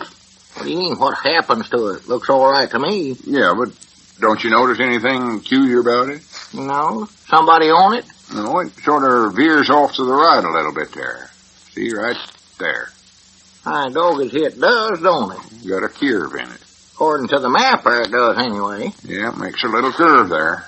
Yeah, see, I've been over that road 1,000 or 100 times, and I sure never noticed that before. I never did neither. It ain't enough of a curve to where you can tell it when you're on the road, I reckon. But this map was made by regular surveyors, so it must be right. Yeah. I still don't see what this has got to do with Robert, though. Well, don't you see? Except when you make Robert turn right or left at a corner, the only direction he can go is just right straight ahead. Ain't that right? Yeah, that's right, straight ahead. He's set for that last time I seen him. All right, then. Robert was going along this road here, but right here where the road started turning a little bit, Robert would have kept on going straight. See? He couldn't follow the road. My doggies, that's right, ain't it? Why, sure, yeah. He'd have got it cleaned off from the road, wouldn't he? That's what I say. Why, sure, to walk right out through the ditch there. And that's why we never found him. We was looking in the wrong place. Yeah? Yeah, look here, by the time now he'd get to Highway 16 over here, he'd be quite a ways from that other road. How far would you say that was from this point right about here over to the road there? Oh, I don't know, 1/4 mile anyway. Oh, you wouldn't think that little curve would make that much difference. No, but it does. If you draw a straight line from here on out west and follow that, you'd be bound to find Robert. Well, doggies, let's get out and start looking for him then. That's just what I was going to suggest. I thought we'd call up Cedric and him and you can go out and look while I watch the store. Yeah, sure, do it. Ring him up right now. Doggies, no, you sure was smart to study this up, you know. I don't like to brag on myself, but it was a good piece of headwork, I'll have to admit that. He deserve a lot of credit for it. No, just good, smart thinking was all. Amen. Taking a man brainy enough to read maps and figure them out and all that. Amen. I wouldn't come right out and say I was a genius, though. Hardly. Wait a minute. Hello, Miss Weehan. This is Lum. I'd like to speak to Cedric, please, Mom. That old Lum is smart. He went where? Brainy, that's what he is. What new ID? B-R-A-N-Y. Brainy. Well, I'll be dead blamed. No, Mom, I'll more than likely see him when he gets back then. He's got to win any prize. Yes, Mom. All right. Goodbye. Now, how do you suppose Cedric could have figured that out? Figure what out, Lum? About that road curve. Nothing. Did Cedric figure out the same thing you did? Somebody must have told him, a little smart aleck. Doggies, we got 2 brainy fellers in Pine Ridge. Well, where's he at, Lum? We better get out there and start hunting. Well, Cedric's already went out there. Left a couple of hours ago, his mama said. Well, I do know. Jiminy, maybe I ought to get himself a map and study on it. Might help him locate them rustlers that stole his prize bull. He's aiming on entering that thing in the county fair next fall. Yeah, we know that, Grandpa. Taking every cent of money he had to fatten that thing up. Doggies, I just hope old Cedric does some good out there. We've got to find Robert and send him to Dr. Grill. Yeah, if we don't, he's liable to have us arrested for tampering with personal property or something. Oh, my Yes, sir, he's aiming on entering him in the county fair next fall. Figured he had the blue ribbon all cinched, he said. Grandpap, for the land's sakes, I wish you'd stop telling us about that. We got things a heap more serious to worry about than Ari Hodgkins or his lost bull. If you bring that up one more time, I'm going to whop you. Doggies, wait a minute, look at there. There's old Cedric running for all he's worth. He must have found Robert. Doggies, he's a goer. Good old Cedric. I knowed he could do it. I knowed he'd help us. Come in here, Cedric. Howdy, fellas. Did you find him? Oh, I'm high out of breath. Yeah, well, tell us what happened, Cedric. Hurry up. I found Robert all right. I knowed it. Did you hear that, Lum? Yeah, I sure did. Where was he at, Yeah, Cedric? where'd you find him, Cedric? He was laying down in that deep ditch there beside the highway. Highway 16? Yes, Mom. Yeah, we were just talking about that a minute ago. Recollect, Lum? Yeah, I had it figured right, it looks like. Is he all right? Was he hurt any, Cedric? No, Mom, I think he's all right. Good. I almost missed him, though, because the weeds there's growed up so high I never seen him. Just might not walk right on past. Well, just so you found him. That's all I care about. Found something else there, too. Something else? Yes, Mom, about 30 foot to the right there's a same ditch I found a big bull. Found a bull? That must be Ari Hodgkins. And he was dead. Well, Looked like he'd been hit an awful whop on the head. Oh, my goodness, Robert, why did you do it? Why did you do that? Granny's, now we're into it. Trouble, nothing but trouble.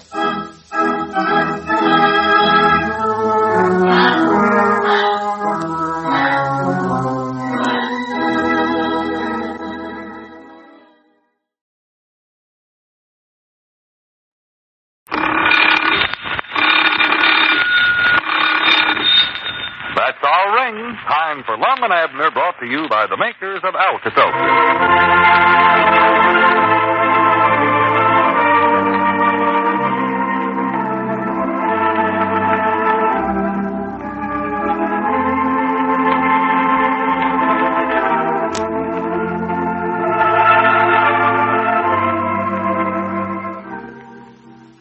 It seems that Lum appointed himself Abner's legal advisor to negotiate the best possible settlement with Ira Hodgkins for his prize bull, which was killed accidentally by Robert the robot. Ira, however, preferred to deal with Abner, and when Lum refused to allow this, their peaceful discussion ended with Ira planning to sue Abner.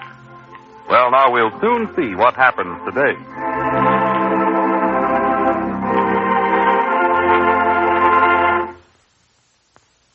Now, here's a question for all you ladies. I wonder if every one of you right now is as attractive as you can be. I know some of you are thinking that's a bit off the subject of Alka-Seltzer, but really the two are closely associated. Yes, Mr. Baker, it does seem that you're a little off the subject of Alka-Seltzer. Just how is Alka-Seltzer connected with attractiveness? Well, did you ever try to turn on your charm and personality when you had a simple headache? No doubt if you did, you found that it was pretty hard to look your best because you didn't feel your best. Well, that's certainly true. I felt that way many times. And now I'm beginning to see your angle about attractiveness and Alka-Seltzer. You bet. Just try a glass of sparkling Alka-Seltzer when a frown-maker headache appears. Why, just the looks and the refreshing taste of Alka-Seltzer almost seem to make you feel better. And the relief it offers for occasional headache is just what you want. So ask your druggist for a package of Alka-Seltzer. And remember, when your tablets get down to 4, that's the time to buy some more. And now let's see what's going on down in Pine Ridge. Well, as we look in on the little community today, we find Lum in the Jotham Down store. And Abner is just entering. Listen. Oh, come in, Abner. Too bad it taken you so long to make the delivers. You just missed Ari Hodgkins. Hi. Was he looking for me? No, he just come in to file his lawsuit off. Lawsuit? Oh, my goodness. And he's actually going through with it, huh? Well, of course he is. I told you he's going to do it. Yeah. Well, I don't know. I just kept hoping that it just a lot of big talk out Have there. you got on some new shoes? I never heard so much squeaking in my life you come in there. Yeah, they're brand new ones. I ain't had no chance to oil them up yet. Look at them. They're pretty. Yes, sir. Where'd you get your shoe stamp? Well, I got it from out of my book, I guess. That's where I generally get them. Elizabeth give it to me. I don't know where it come from. She looks after all that racing and stuff. Well, so one of you never seen Ari down the street there? No, I never seen him. I went to Dick Huddleston's place there. Got me some yellow polish for these shoes. I like to see them bulldog toes glisten when I got them on that way. I knew that style would come back again. Oh, them pretty. Button shoes that way. Yeah, love them. Well, I've just been thinking about it. I just sort of had in mind to call up Ira and just offer him the $100 he wanted and see if he won't just call off this whole trial. No, now, don't you do that, Abner. Well, I don't want to get lawsuit. I don't want to get drugged through the court. Well, now, just stop worrying about that, Abner. I can't. This thing's going to work out all right. Don't forget, I'm your legal advisor. Well, that's sort of what worries me. What worries you? Oh, a little, I think. Well, I'm going to start working on this thing right this afternoon. Granny's, I'll build you a case so tight there won't be a single loophole in it. Not even a little teeny loophole. Not even one that a mouse could crawl out of.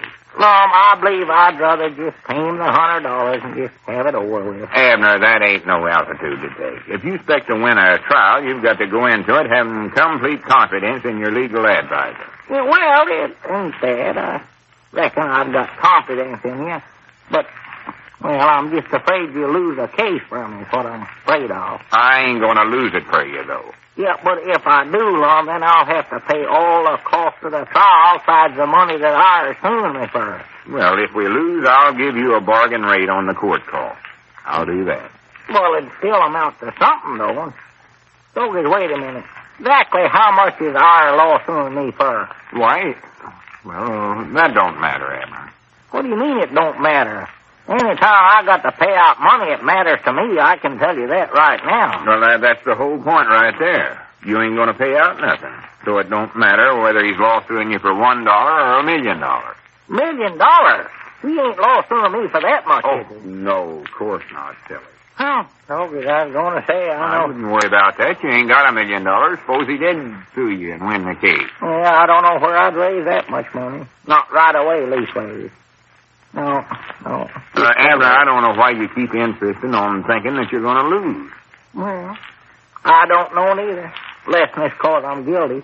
Well, now, right there's where you're wrong. I ain't so sure that you are guilty. I am guilty, though, Lum. Well, quit saying that. Well, I am. I was the one that was operating the robot. It was the robot that killed Irish Bull. So I don't see how else you could look at it. Well, I'm going to prove that ain't true, though. How you going to do it? Well, I don't know yet. I don't know. Study that little detail out first. Nothing to worry about, though. I ain't worried. Well, maybe it ain't nothing for you to worry about, Lum, but it is for me. That little detail that you brung up there might be said where I get thrown into the penitentiary and all. You ain't going to get thrown in no penitentiary. Now, you can stop worrying about that right now. Lum, I'm a criminal. I bogus that's where criminals ought to be, locked up behind the bar. Oh, for goodness sake. I'll tell you, fellers like me oughtn't be allowed to run loose on the street. Now, listen, Abner, if you keep on talking that way, it's going to be awful hard for me to win your case for you. Well, what I said's the truth, ain't it? No, it ain't. Now, look, did you aim on killing Irish Bull? Why, no, of course not. Did you send Robert out with Alice aforethought? No, sir. Send him out by himself. Did you send him out on a purpose to commit death to that bull? No, sir. Honest, I never. Lum. I never wanted to do nothing like that. I just sent Robert out to deliver a few groceries. That's all I had in my little mind. All right, then. Shows right there you ain't no premeditated criminal. Shows it was just accident. The worst you can get out of it is second or third degree ex post facto manslaughter. Manslaughter? Or bull slaughter, I reckon it is. Oh, my goodness. Well, how long do you get for that? Oh, not long. 2 years is all. I think I can get that knocked down a little bit for good behavior. 2 years? You want to behave yourself when you get in there. Doggy. Just to think I could have got out of all this by just paying our $100 in the first place. Now, Abner, I don't want you to talk like that. Well, it's the truth, so long. You told me yourself that that's all I wanted me to pay was just $100. And I told you before that I was willing to go as high as $150. Why in the world didn't you take him up on that when he offered it? Abner, don't you know the meaning of the word honor? Honor. H-O-N-O-R, honor. Yes, honor, sir. Honor. Don't forget I've got my honor to think of, and a man's honor is worth more than $100 any old day. Yeah, but you ain't the one that's paying out the $100. That's me, Lum. That's got nothing to do with it. It ain't. It's the principle of the thing that matters now. Oh. And I'm a man that always stands up for my principle. I'll do anything to keep up my principle. Even send your best friend to the penitentiary, huh? Abner, I'm sorry to hear you talk like that.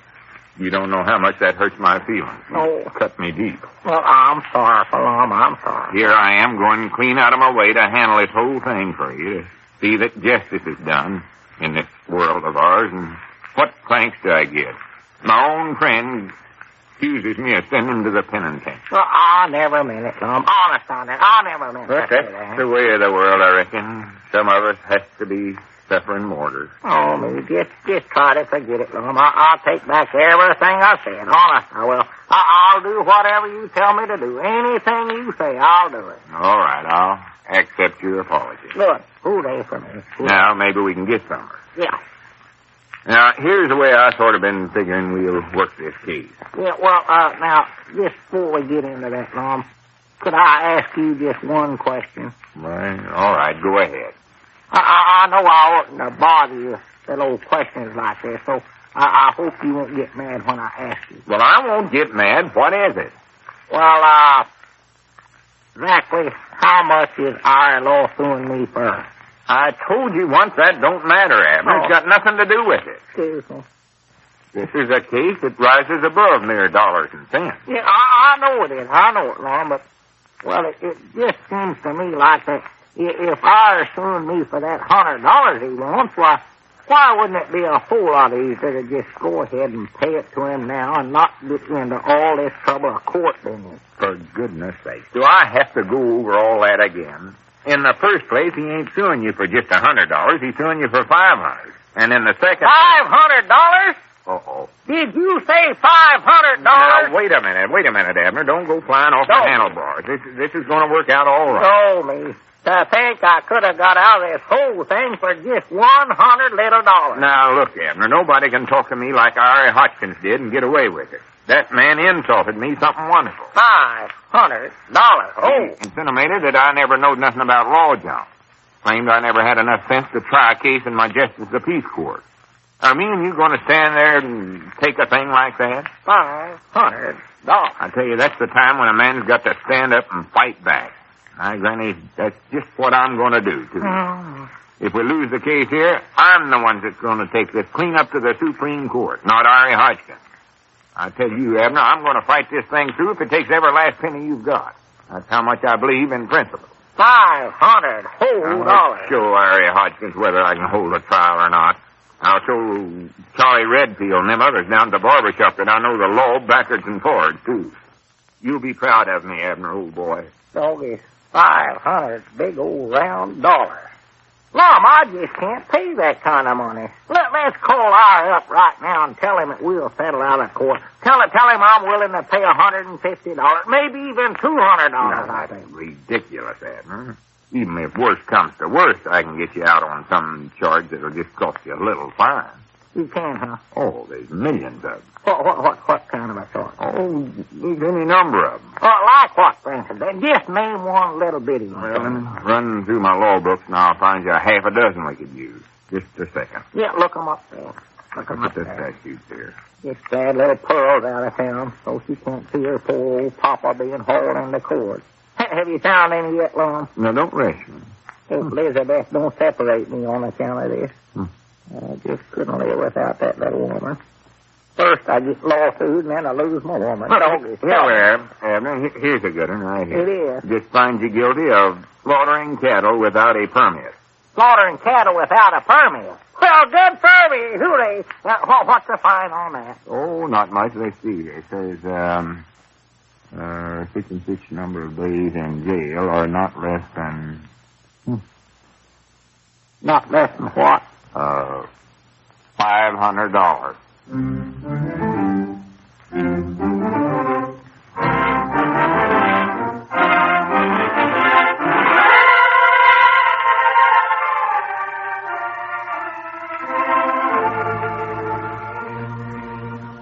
Well, it looks as though Lum's free legal advice is going to become a pretty expensive item for Abner. Tell you, if he gets much more help from Lum, it'll ruin him. So join us again on our next regular visit down in Pine Ridge.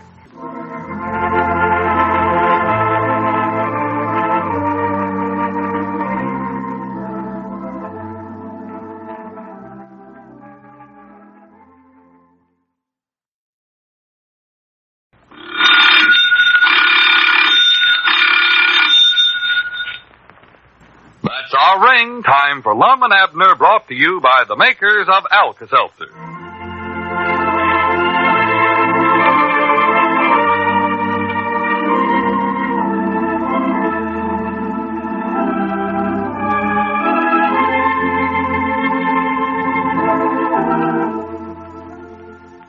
The upshot of Lum's handling of Abner's legal affairs was that Ira Hodgkins threatened to sue Abner for the death of his prize bull rather than settle for $100. Yesterday, Ira made good his threat and filed suit for $500. Well, now we'll soon see what happens next.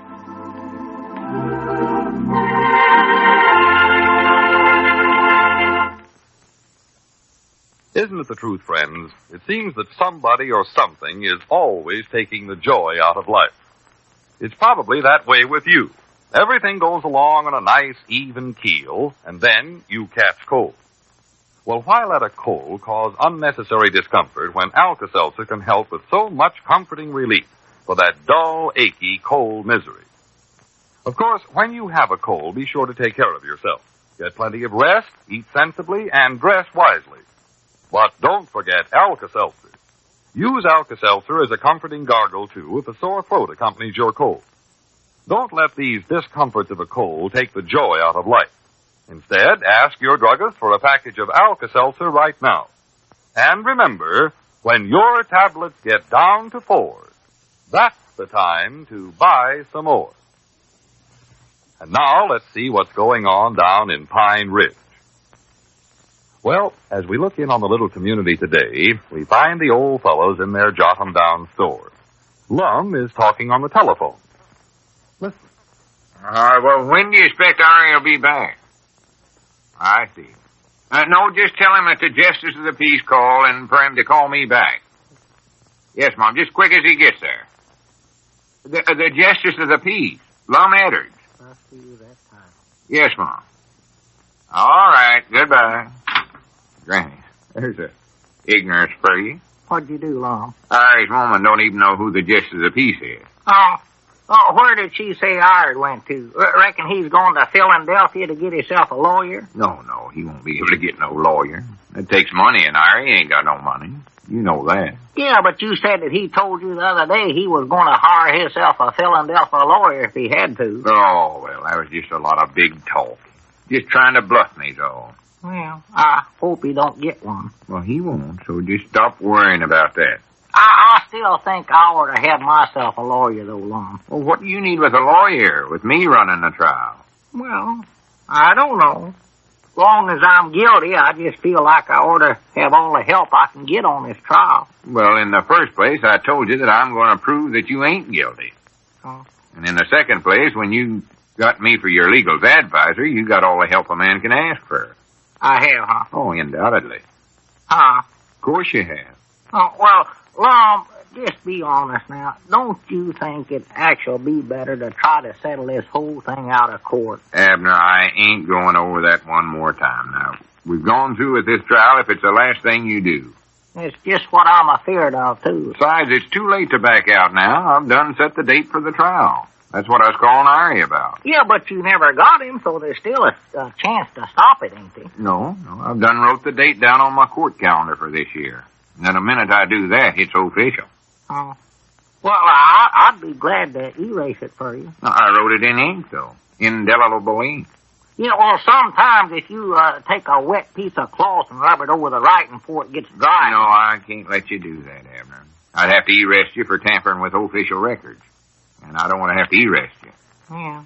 Fix I'm in, I don't believe it'd make much difference. Well, now, wait a minute. And try to be more optimistic about this. Get sent to the penitentiary for one charge or two, I don't care. I can practically guarantee that you ain't going to have to pay a nickel for this $500 Irish lawsuing you for.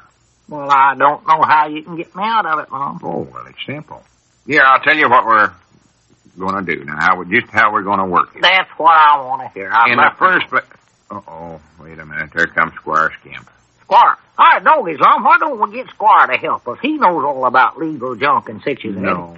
Now, we don't need him. He sort of practices law. I know, but you've got as good a man as you can get right now.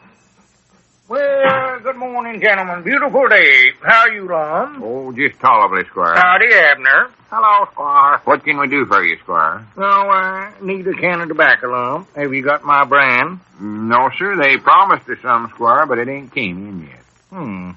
Well, just give me some of that, let's see, a sack of that Kentucky mixture, I believe. I'll try that, Lum. All right. Did you hear about my trial, Squire? Your trial? Yeah, I, Hodgkins, is lawsuing me for $500. Oh, yes, I believe I did hear something about that, Abner. Some business about your robot killing our prize bull, I believe, wasn't it? Here you are, Squire. Oh, yes, thank you, That'll Lum. be 10 cents. Yeah, well, just put it on the books, Lum. I believe I've left my pocketbook at home. What was it called now, Abner? Was it about our prize bull, something like that? Yeah, see, I was willing to settle for $100, but Lum decided that he was going to be my legal advisors to me, so now I suing me for $500. Abner, that weren't the way it was at all, hardly. Well, that's the way it is now. You got any ideas how we can get out of this, Squire? Abner, I've got all that set now. Practical all set, anyway. Well, it sounds like a highly interesting case. How do you propose to handle it, Lum? Well, I've been studying it over and thumbing through the law books. First, I'm going to prove that at the time of the accident, Abner never had no connection with the robot. I see. That makes him nothing but a disinterested party. I am too interested. I want to get out of this. Oh, but that ain't going to be easy neither, as long as I know I'm guilty. You feel that you're guilty, do you, Abner? Why, natural.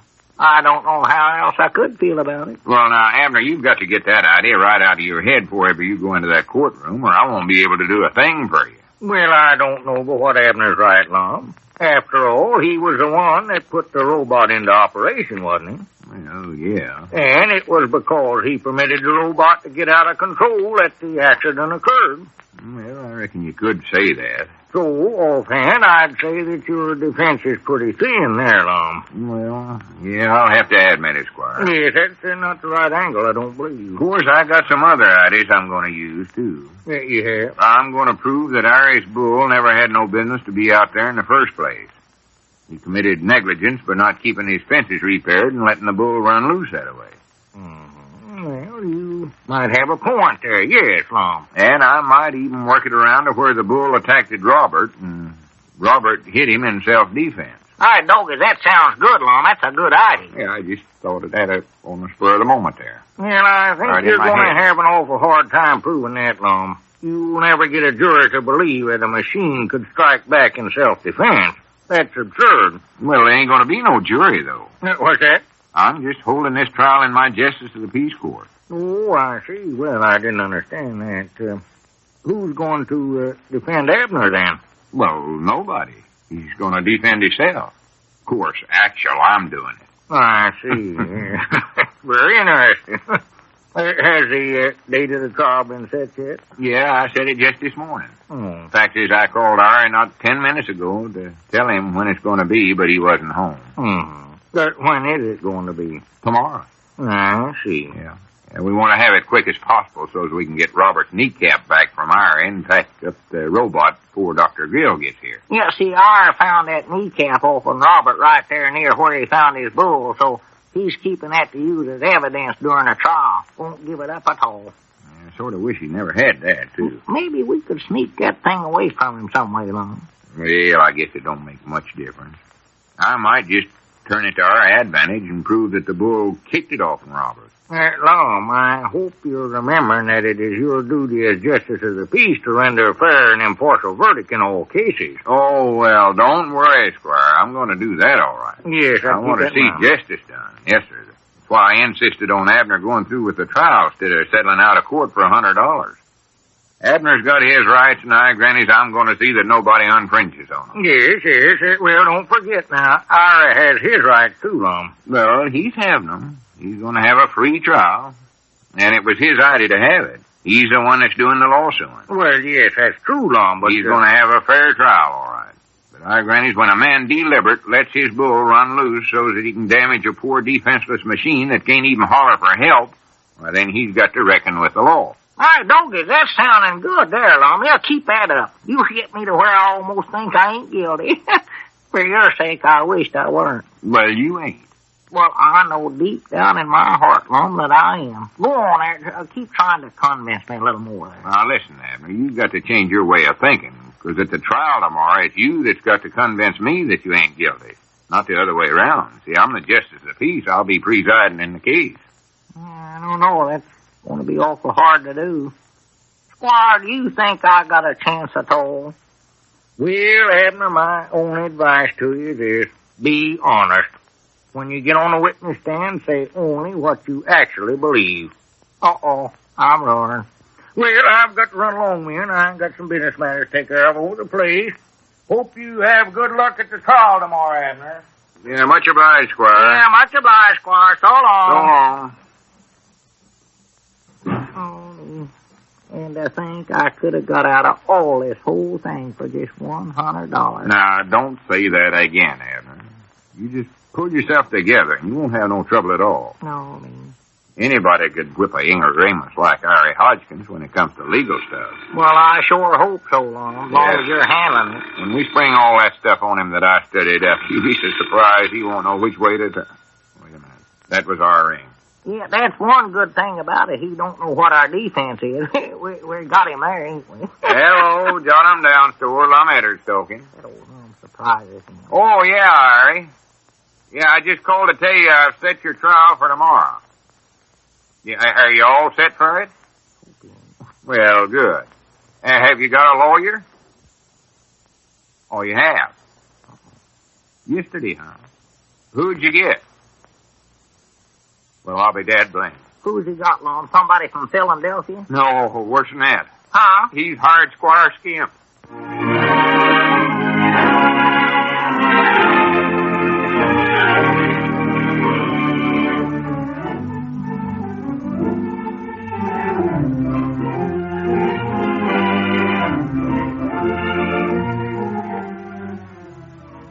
Well, with Squire Skimp as the opposing attorney, and with all secrets being revealed to him, prospects for a happy trial are even gloomier than Abner anticipated. So join us on our next regular visit down in Pine Ridge.